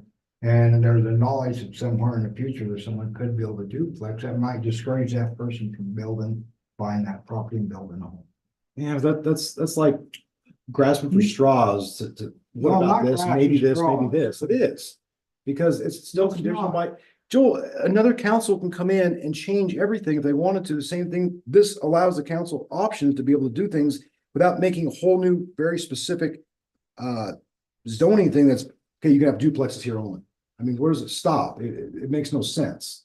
But I'm just saying that overcomplicating things, I thought what we had written out there didn't overcomplicate, it was spelled out real well. well, it is, but We then I'm already hearing have here it that you're talking about Or- throwing it all in the trash can and start from scratch. So it's like, what do we waste all those hours for? If we were just gonna ignore it all, Ignore what hours? all the hours we spent working on this. Yeah, some of it was a waste of time anyway, but there was.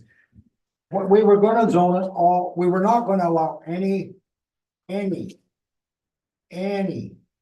Multifamily homes at all.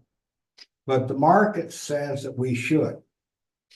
And I'm And fine, we were gonna have 1,400 square foot minimum home. The market says that we should allow 1,000 square foot home. So I've changed my idea. I wanted. Okay, so what if somebody in R1, we make it 1,000 foot, they're like, well, I don't wanna buy a, 2,000, 2,500 square foot house and have some guy make a little tiny home. That's the same thing you were saying, Joe. Well, and that's why I wanted 1,400 square foot.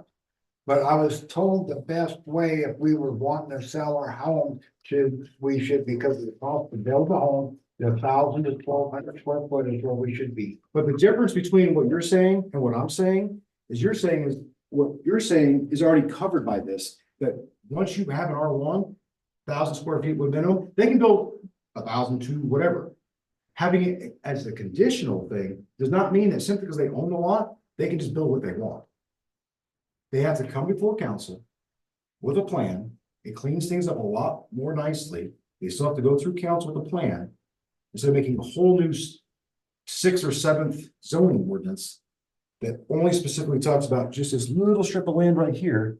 Well, I think it should apply to a whole bunch of lots in Shoshone. I think just so everybody understands, I guess, seeing both points of view. I think what Joel is trying to accomplish is minimizing no trailer houses. Correct. This would not allow for trailer. What I'm understanding, just so we can get on a common playing ground and keep going forward here, is that this is already zoned and there's a conditional. Or there was plans or talks for this to be zoned in a certain zone, but you're saying add a conditional clause to that zone that would allow, if approved by council, Correct. or Instead of creating a whole new some, zoning that is very Okay, specific. R1 is very specific, states one thing, single family residence. Joe, you're looking at that. I'm not even talking about that. I'm talking about what we spent 6 months doing. That we're looking at modifying that and cleaning that up to this. You're looking at current. We're talking about the future. We never did talk about doing anything with R1 but single family residence. I know, and that's what I'm saying. You're talking about carving out a very specific R5 or whatever you want to call it that allows for a duplex, but not R3 where you can have a mobile home and all these other things. You can just allow a conditional thing because you're talking about just The duplexes. reason because R3 is multifamily resident, but it also allows for mobile homes. I And know, I'm trying to split that out somehow. and I'm saying R1 is already restricted that you can't have all these things that you don't want to have by this new ordinance that you're talking, or new zoning category you're talking about. Mhm.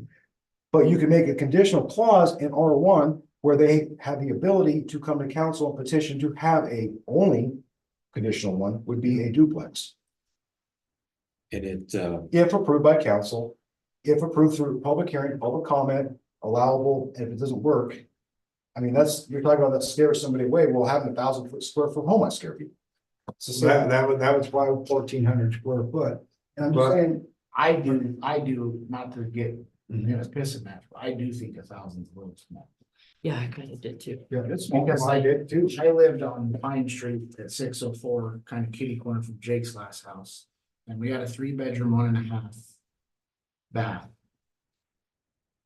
Which nicer it is now, but,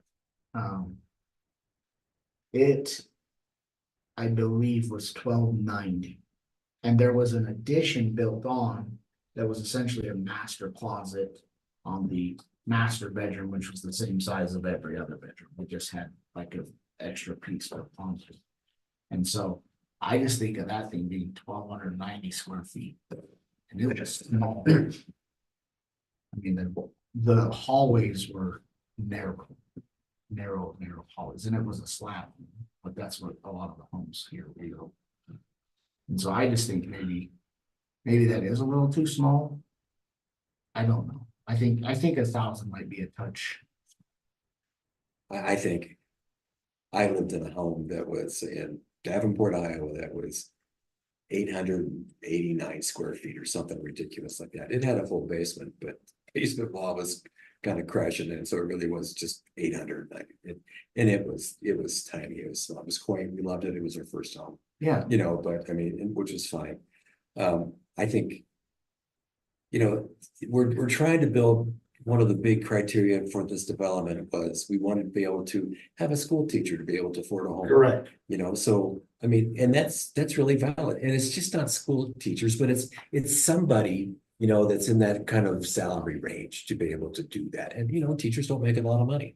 So we were trying to do that. So that's where, moderate to the low average. yeah, so I don't know what that square footage turns out to be. I think 1,000 sounds low, but we don't want to price people out of the development either. I prefer minimum 1,200. 1,400. You could twist my arm. I'd probably get there. But even then we're starting to get bigger. So I think 1,200 and above would be better in my mind. But That's kind of what I think. yeah, but this idea of a new,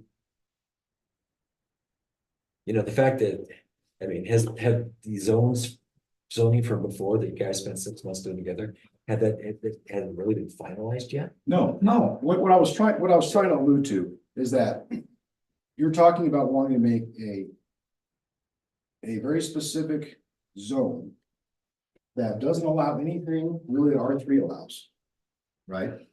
You want to be to just having essentially duplexes. That makes literally no sense. Well, you could, Or you could have a single family home in there also. a single family. Oh, okay, But that That's what I'm saying. reverts back to. I know, but you already have an ordinance R1 that doesn't allow you to have all these things that you don't want to be in this new zone you're talking about. And if you make it a conditional thing for a duplex, everything else is outlawed, multifamily where it's a apartment building, that's already outlawed. But you make a very specific duplex as being allowable in R1 as a conditional. And these are the things that you can put in R1 that you can't put it, that are not allowed in R1 that you could have if you had R3. And R4 basically is R3, but it allows for a trailer park. That's pretty much the biggest differentiation between R4 and R3. Answer me this, if it stayed like you have it with the conditional. It's not that way current. I'm saying we could change. Well, I know, but with the thing you guys have worked, on, that's what I'm referring to is currently, I guess, because that's the most current time and effort. Could it be like R1 dash something? So So you eliminate Well, that you know, condition, I guess. part of this is what we went through this process is that you don't want to have tons of different types of zones. Right, You want to have specific zones for specific things. And that's where the conditional things comes in where it's not a variance. It's different than a variance. You can't, you don't just come and get a variance. It's very specific. It's conditional upon hearing a comment because it's a conditional thing that can be done, but is not allowed out of hand by the curriculum or by what the ordinance. as opposed to making an entire another one, I mean, where's the stop? R1-1, R1-2, R1, you know, where does it end? I get what you're saying. You make it conditional, here's the minimum things you can do in this zone. Single family home, 1,200 square feet, 1,400 square feet, whatever that might be. That's what you can build there. And then you have your outcrop buildings and everything else that you're allowed to have and not allowed. So those are your conditional costs. No, those are things that are allowed in R1 that are spelled out through this.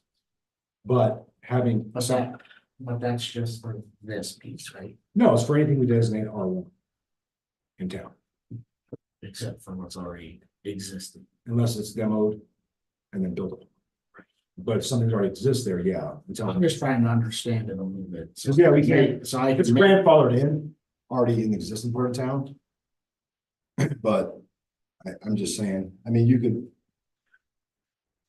What you don't want to do, or you want to do is have all these different zones where it's like, I own land in R1, I don't want to built next to me.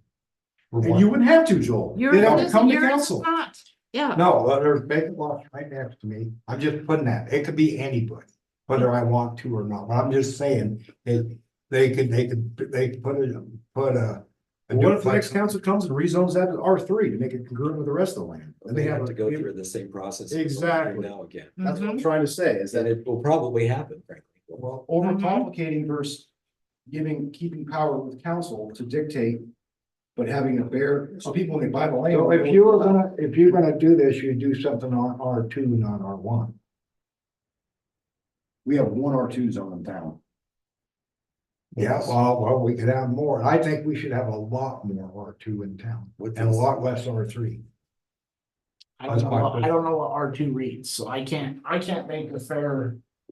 Clean judgment because I don't know what these zones currently classify and that are current. The R3 basically is recodified to say you can have everything at R1. But if you have a trailer on there, you're fine. But once that trailer is moved out, you can't move on a new trailer. You have to build, it basically reversed R1 essentially. Within 6 months. So basically, So that's an R2. And it's public parks, playgrounds, and other municipal recreational facilities. Home occupations. All, everything is permitted in R1. So if you add R2, that doesn't permitted, so R2, R1 could. But if you added R2, that was my initial, so if you added. Because, I mean, you've seen some of these new developments as I have. You go down there, there's 50 houses and then there's. what we spent a lot of time doing is, what you can have in R1, so. R1, you can have a manufactured home on foundation. But not a mobile home. It should be a modular home. Modular is allowed, manufactured is still have the steel Yes. frame. Yes. So you don't want manufactured. Right. So that R1's covering everything you want. Manufactured home is still on a foundation, No. It can be. It's not lendable by them. doesn't matter. Because It's basically a double wide because the steel Right. frame stays attached to it. A modular, the frame comes out from underneath it and it's set. You can still put a modular or a manufactured That's on what a permanent yeah, that's foundation. what I'm saying. You can. Yeah. But it's not limited as a thing. So I thought we'd just stay away from getting into that percentage. Right. Yeah, so that's allowed on, And the big thing that I found with a manufacturer is I think they're only 2x400 watts. I believe we're 6 now. Up to 6. We were looking at it, that's what I was saying. I'm Either sure way. they're available. I'm sure Yeah. they're available. Yeah, I mean- There's 6 inches available. Yeah, Because in Things have modular changed. goes 6 to 8, so sure. so basically, you can have a public park in R1, as we were discussing. But you can't have like. And a public park right now is R2. But we did this because of that Well, you over want to there. park there, because you want to put a park in the middle of the lot, remember? In the R1, you just, we Yeah. don't have over here. We were talking about a park. Well, we were talking, that's the low side there. I know. And that may be, we may put if we put paved the streets, you'd want a drainage, like what Vaseline did on here. Where you have water draining, and that's the low spot in that corner where that would be if you put that there. I mean, most, That's where that would, if you were gonna. Point water. a lot of subdivisions have doors, you know, it's. Yeah, they do. That wouldn't really be a, we could do grass run, but it'd be a pond. It's gotta have grass, 'cause my dog has I heard that. rolls in it, he likes it. That's right. So I guess what I'm trying to say is that, We should just leave it R1 with the exception of. I don't have a vote, Bring it I'm to just, council. my opinion and why. We already have 1, 2, 3, 4, 5, 6, 7, 7 zones that we discussed in length on what's allowed, what's not allowed in these zones. Now we want to add an 8th zone. Just. for If one you were gonna specific add it thing. to an existing zone, it would be R2 and not R1. Why not R1? Well, yeah, I mean, if you want to make it R2, R2 You're allows just for. scared it's gonna hurt you. Well, it's gonna hurt anybody that's got R1 and it will hurt. How many People that people want in to- town has R1? You and who else? Well, there's a couple 3 blocks of those up there. But everybody here that's buying them lots will be R1. And if I'm buying a lot there, I don't know, cause R1 limits you to have home business. No, you can't have a home business in R1. That's what I'm saying. Yeah. So I buy a new lot out here, build me a shop, and I'm a welder. you're. I can't even fabricate my own goods in my shop Well- essentially, to put them on a trailer and sell them down the road if we're R1. If that won't be R1 out there. But depends what you're building, Well, you may have to buy we- commercial. Before this, we had it all R1. Yeah. No, just this here. Yeah, no, that's what I'm saying. If I bought one of these lots, cause they're a pretty big lot, and I build me a shop and I'm a welder. I can't even fabricate me something. You know, that's in that right. door. And So, yeah, these are all R1. Yeah. This stuff, the 73 acres is on the west We side. haven't We even. haven't even I know, that I know, I'm trying to paint a different, we talked about this in length because Stetler was talking about that, because obviously, you know, his stuff out there that he has, and we're trying to get rid of this agricultural, and we blended it into RA1. So basically, these lots out here are for building a house, but it allows for a lot of other things, you know, a horse. I just was thinking here that if it.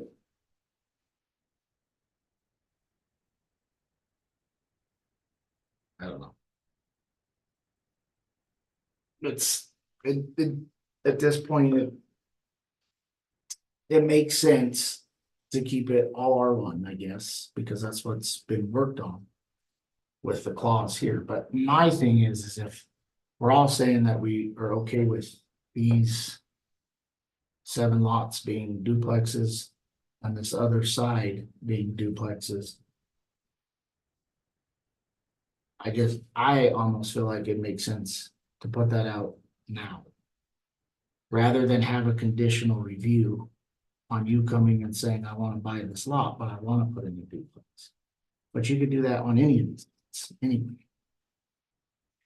You know, the project was never finalized, so if we're gonna make a change, now's the time to do it. I mean, it's just that simple. Yeah, that's what I'm saying. It's, You know, so we haven't put it. that's why we're here. I know, so I'm just saying, this is the time to be able to do that, so that would make sense. You know, and I'm not in favor of having a duplex next to me in the middle of that section. You know, and I understand the conditional part of it, but it'd be good for clarity. I mean, they could even come up with a variance if they wanted, could they? No. Bring it to us and say, we wanna do that. Not by the ordinance. Okay, That's what restricts the council to be able just to have a council, they have to have a hearing. That's why it's a lot more restricted than just. unless you wanted to argue like you did before, that said, well, you know, if you're gonna change personalities, you can change it then, and you can do all that stuff, and. You know, which is true, we could, you know, I mean, the council could at that time. I kind of like the idea of spelling it out. I mean, I don't see the big, it may not be elegance as far as the solution goes, but I like the idea of being able to have another zoning thing, because I could see more arm. But it can't be Once. 4 because we already have 4. So we can make an R5. We have to have like 8. So why does that matter? I mean, it's not elegant, I get that, but why does that It's matter? gonna make it confusing. I'm not an attorney, I just think that there's a little bit more that goes into zoning than just, we want to restrict everything but one thing. I think we ought to look at opening up more land where we can build duplexes and encourage people to do that inside the city limits. And What is Adams discourage Court? more discourage more mobile homes. Say again. What is Commercial. Adams Court is zone commercial? Half of it, the other half is. Sorry, where's Our that? street. Where's that on square? Right down from Joel. Down That's where the. on Third Street. Between third and fourth. Oh, okay. Where the one new house is and then. Oh, where they're building. The the- new the triplex, triplex Yeah, that's okay, all right. been- All right. the south side, that's commercial, the north side's our street. So that's how they're able to build that triplex there. Yeah, that's our street. Right.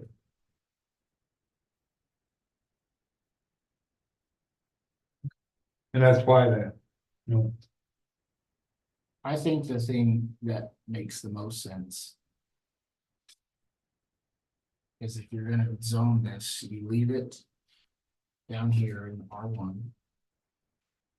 Based off of finding it instead of coming up with a zone. You leave this R1 and this R1.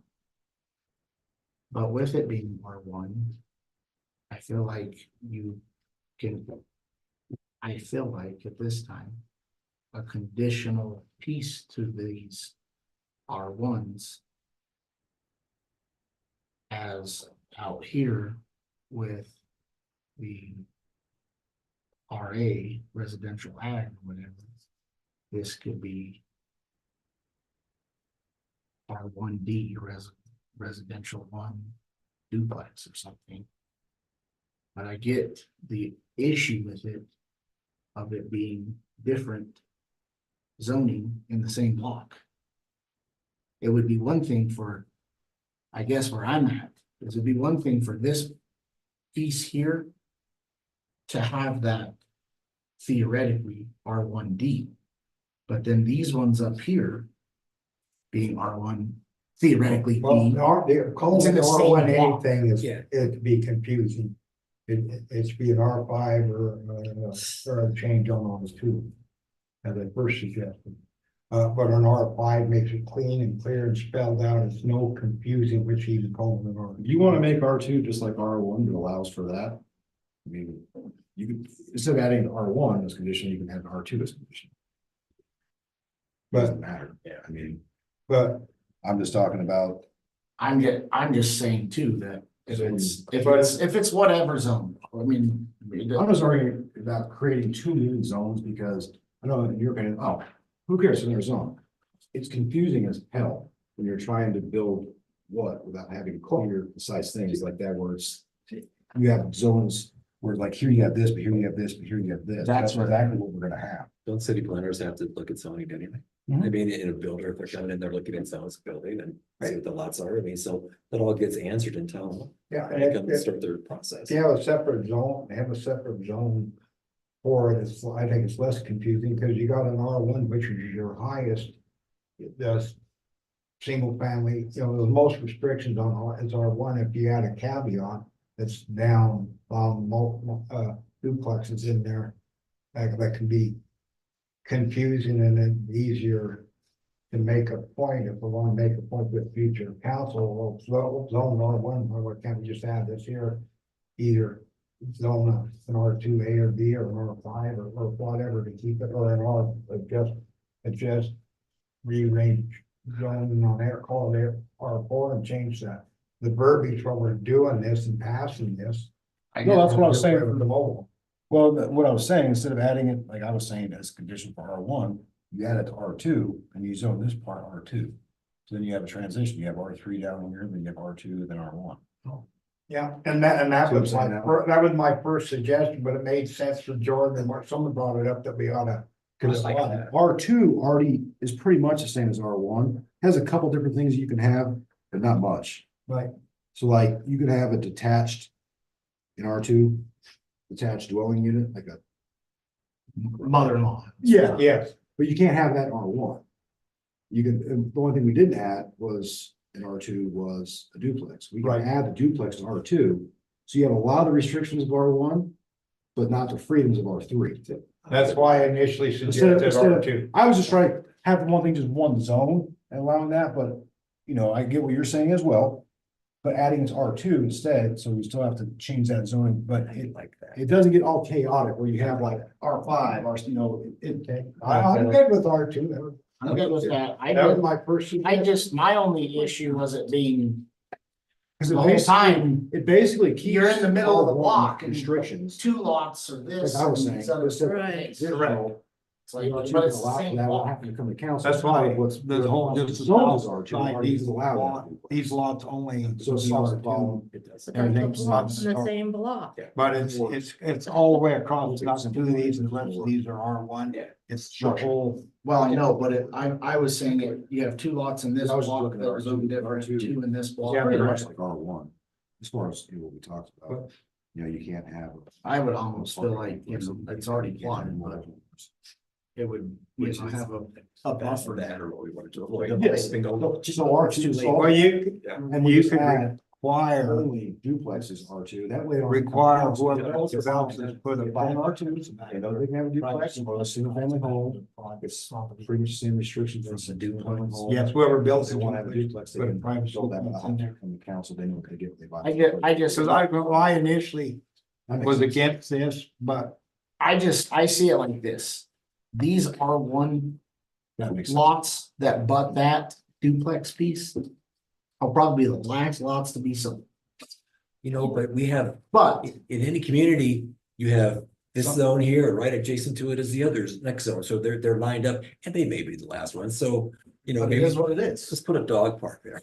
Yeah, a dog park. You know? You're gonna have that no matter what, but I think. We're gonna get it for him. So sort of compromise, making it R2, keeps the restrictions R1, but it allows for Yeah, I a like different. that. But Then what we have a does R, differentiation of zone. what does R2 spell out? That's- Same thing as R1. Well, I wanna know what R2 says. Well, being- proposal. I'm being a little different. The proposal, this is the most important. Was that R2 is, you can, like I said, you can have a accessory building. You can have a dwelling unit, interior attached. You can't have that on R1. You can have a detached dwelling unit in R2, you can't have that in R1. But you can't have like business, like a bed and breakfast. You can't have the 2-family, that's what we talk about adding to R2, the 2-family, but you can't have a multi-family dwelling like you can in R3. So a 2-family would be duplex. Duplex, correct. Yep. So we would add that to R2. You could also have that in R3 and R4, but it's more mainly what you can't have in R2, Right, correct. more so than what you can have. So what you can't have in R2 is a apartment complex. And this needs to be changed. We don't want this What was that? in R2. Yeah, that's fine. Manufactured homes. Well, that's in right, definitions. yeah, we don't want That that. goes in. Agreed. I agree, yeah. You can't have you can't make it like a short-term rental, so you can't rent these out and make it an Airbnb. You can't do it. You know, if you want to build a house in R1, you gotta limit it. You can rent it permanently, but you can't make it to an Airbnb or Airbnb. What if I want to? Then you better go somewhere else. Replace, you can tell them we can build that. I think most of them just do it anyway. Yeah, well, there's a lot of towns, a lot of towns, Airbnbs just. You can't have a do it anyway. you can't have a daycare or anything like that in R2. You can't have food trucks and food carts in R2. Clinics, laboratories, motels, nursing care facilities, personal services, pet services, office space. So R2 really has a lot of the protections of R1, but allows for a little bit more freedom to do some things that you can't do. So just adding a duplex to that list kind of fits, I think, what you guys are. And the wanting H, to and accomplish. I think it would. The HOA said you have to have grass there. We don't have an HOA. I'm just being. I know you're, but Damn, yeah, we need to pass that, you gotta use a He minimum of does. 12,000 gallons of. and since the R2 is really not gonna use a whole lot. You would have no problem with. It's almost like. You do. doing over there. I don't know what I do, but it's up there. But it's not. It's already there. Yeah. And we just add that duplex ability and I think that it makes prevents sense. all the other crap that you Yeah, would want. see, that falls into the elegant solution. Yes, I agree. Okay. Compromise. I just wanted to keep it Okay. from R1. So I agree. Okay. Solve that one. Why, you don't want a duplex at your Yeah. back door, I Joel? think we should go home. I think most people have that want to build up, I think the majority. You know, you could, we all, you know. we So, don't know well, we that need to make the change on R2 of no manufactured home. No, yeah, manufactured. We have to, No new manufactured. homes. that'll be. Right. Well, anything that's already existing will be grandfathered. in. Right. Right. So that'll be spelled out in the definition, so that's easy to do. So I thought to write these as an individual ordinance, each one. And so, 3 readings, so when it's written, the first reading, if you don't like things, you guys can change it. For second reading, you like it again, we can change it for third reading, for the final reading. So, That's that. Now, yeah, do we got any, I just want to touch before we leave, anything on this? Are we done with what we need to do here, you think, for now? I feel like. I'm happy with And that. then we can, So, too. we can have our next council meeting, that's why this meeting, we have this prepared to vote on. That sound good? And the idea is to have all of the ordinances for RA, R1, R2, R3, R4, commercial and manufacturing. So these 7 different ordinances, they're all different, right? For first reading, have all this done before June, before this fiscal year ends. And then we can go into the other aspects of. Could you get all the council, all the governing body, a copy of that there? Well, I have to. So these take houses this and I have can to be put it more through than the- 1,000 square. Okay. It has all my Right. chicken scratch nose and They stuff. can be 10,000. Okay, that's But what. yes, They just can't be 900 square. Right. feet Or 900. Because it'd be nice to have the first reading, pretty much anything that's not. I don't know if fixed. it's settled on the minimum of 1,000. I feel like 1,200.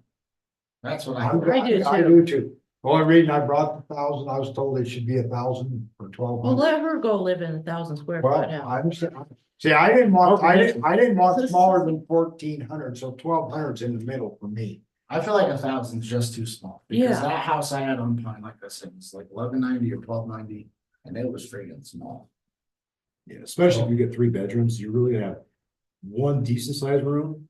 And then 2 tiny rooms that you could maybe put a baby crib in or. So then the kids are gonna be out in the neighborhood tearing it Yeah, up. I like 1,200. Kids. Yeah. That gives you a lot more access for a second bathroom or something. I agree. Or But I kitchen. guess the verbiage is, we shouldn't be larger than, for a minimum, it should be 1,200 or less. Yeah, so 1,200, I'm happy with that.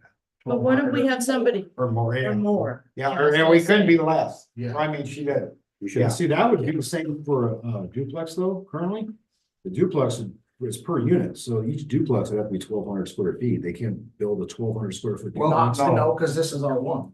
Oh, no, I'm talking about as far as in R2, it'd be the same thing, because it has the same restrictions. That if you made it 1,200 square foot as a duplex, you know, one each side. No, R2 wouldn't have it. That they're separate. I'm saying that the square footage size. It's gonna be the same. No, wouldn't be. They're zoned. This would be R1 up here. that we're Right, Talking correct. about being 1,200 or more. R2, I don't know what the square footage is. No, I'm saying, that's what I'm saying. Currently, we had it set the same as our. Oh, Yeah. well, I don't think we need to do that. Do we? Would we? No, I didn't. Duplex, 1,200 square feet, that's a pretty big duplex. On my each side, yeah. It'd be bigger in the lots. That's pretty large duplex. There. 24. I don't know what the common, I don't know what the common duplex is, but I don't think it's 1,200 square feet. Each side, no. I Mo, don't like, know. I guess I'm thinking of the townhouse that my grandma lived in that was adjacent to the whole parking lot there at the high school. And it was basically no bedroom on the bottom, living room, kitchen, and then like a little office. The townhouse. It was a townhouse, but then upstairs, I believe she had 3 bedrooms upstairs. It's And like a small bath. So square foot. the one that I had on Broadway was 3 bedroom, 2 full baths, a dining room, kitchen, living room. Townhouse. But I still. They're don't think each, it they're was- just apartments. I don't One on think, top of the other, just a two, Oh, I yeah, don't think it's I don't think that one though is hers and her townhome. I don't see it being 1,200 I square feet. think I think our senior housing is near 900 square foot or over 100, very near 900 each. The ones I built in Riverton were 950 square feet.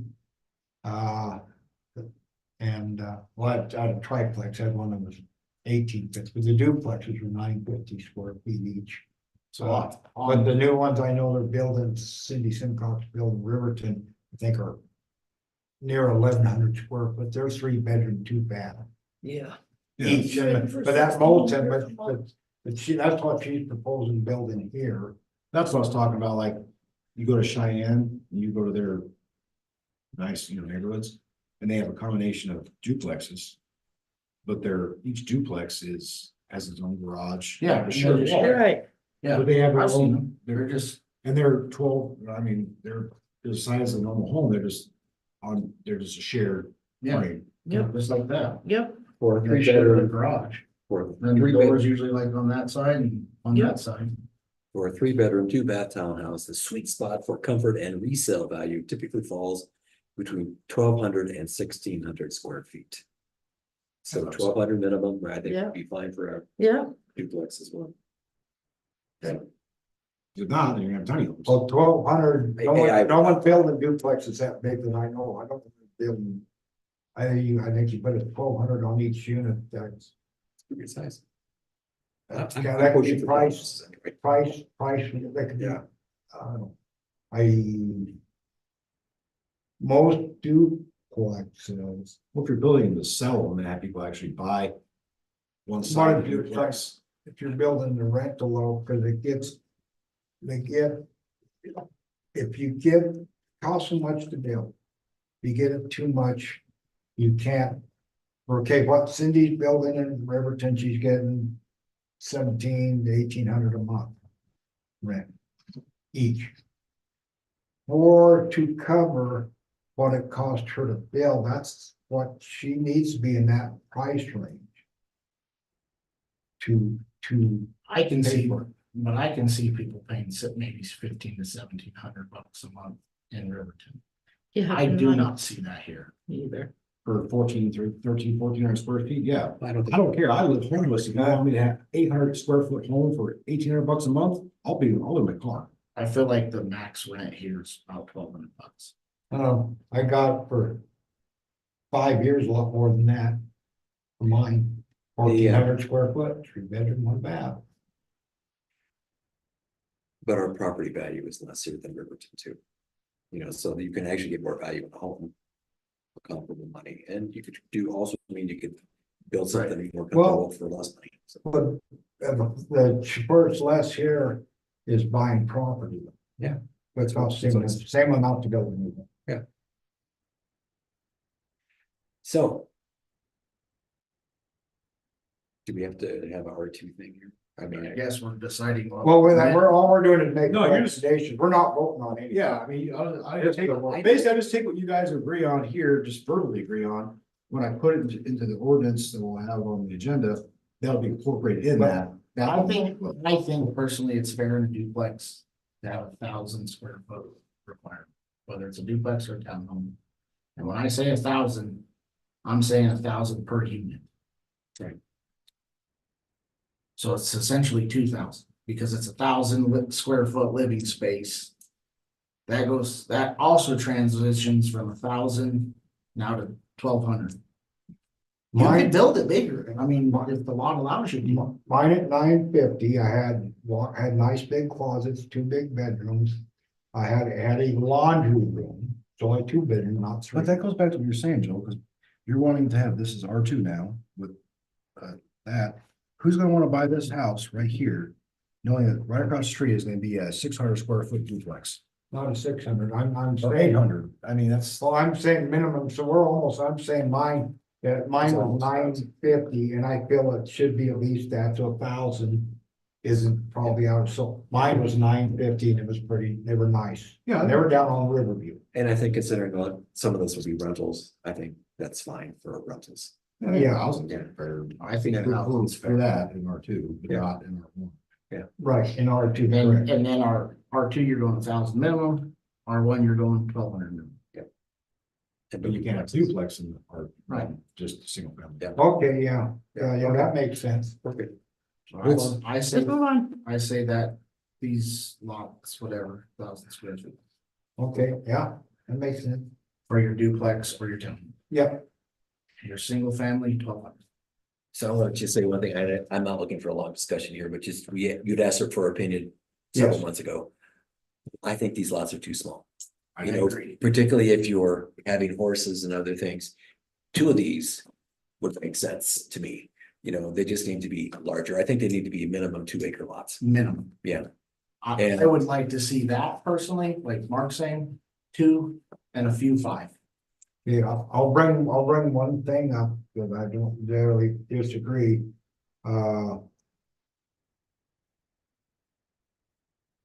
More water hookups, more money you get to pay in, it's more money for the town. If you cut it, cut down to like 20 lots, makes a lot harder money, well, a lot harder for the town to put it in. But in any event, And we the can lot, do that. well, the lot price would go up too, so. I just think that 1 acre, that's 1 horse or 1 cow. Yeah.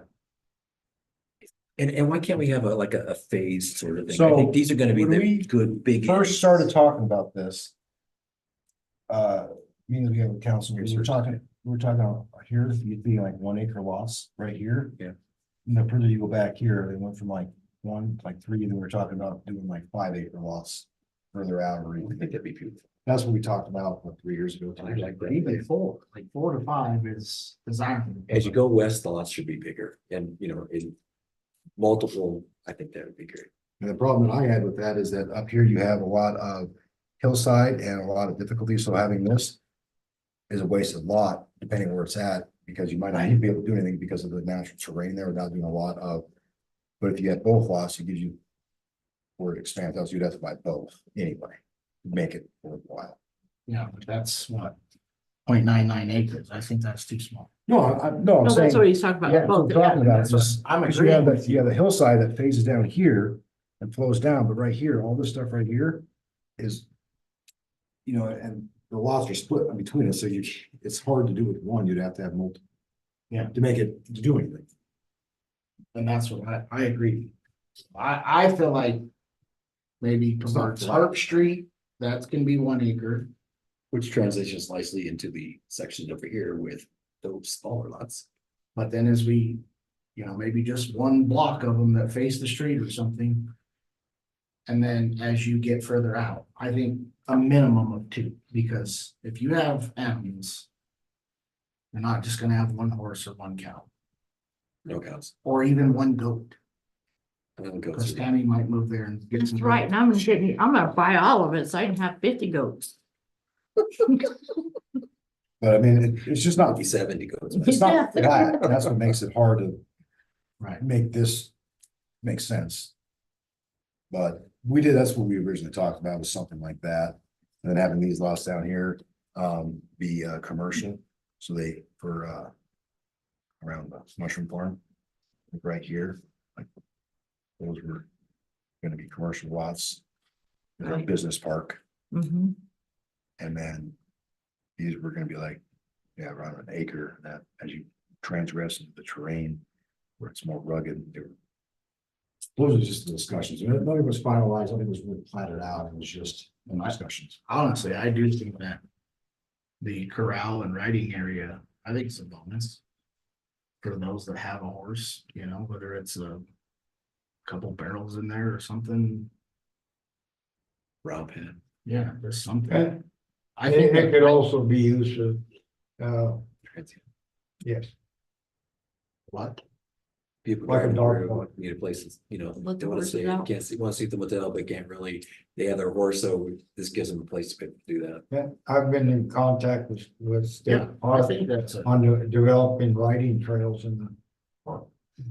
I don't think that's a bad idea. I mean, it's forecasting out, probably a long ways in the future, but. Yeah. It's, I guess, our job, right? And, We have the crystal ball. and why here it's next to the cemetery property anyway, so I thought that might be a good. And if it's riding there, there's no houses built, and if the cemetery ends up needing to buy it to expand the beautiful cemetery. You know, I guess there's the option. One day they're gonna need to expand from here too. I don't know. Might why not they be in didn't- our lifetime, it might be in about 5 of them, but. I don't know why they didn't expand to the south instead of buying that land. They beat us to that. But I do think on this. 2 acres minimum. Okay, I still think having smaller lots over here makes a lot more sense. Well, that's, yeah, I'm saying outside of that, being 1 acre along that street, Yeah, because you still want this to be kind of reminiscent of this, yeah, not like a transition. yeah, I'm good with that. especially Then when I think after someone that, buys a home there, you know. I think after that, though, I think it's a 2 acre minimum. well, try to, because when they laid this out, they paid it. Some rate watching topography of the land and stuff is how these are pretty long and stuff. They took that into mind. So are you saying that where we have, this is, But we'd have to have lat and longitude to know exactly where this map represents out there. well, I can get out there and show you. Well, There's Mark. I'm just saying for these lots, versus these lots, because these ones are gonna be right on top of that ridge. Because that's where that little cemetery is. No, as fun as this has been. I move that we adjourn. Me too. Motion to adjourn this meeting, now a second, I second it. and well, and Councilman Radine, motion, Councilman Hercules, second. Any further discussion on Dean, all in favor, say aye. Aye, all the same, motion passed. All right, thank you. Good discussions, though. So we need to work, okay, that's what I've been trying to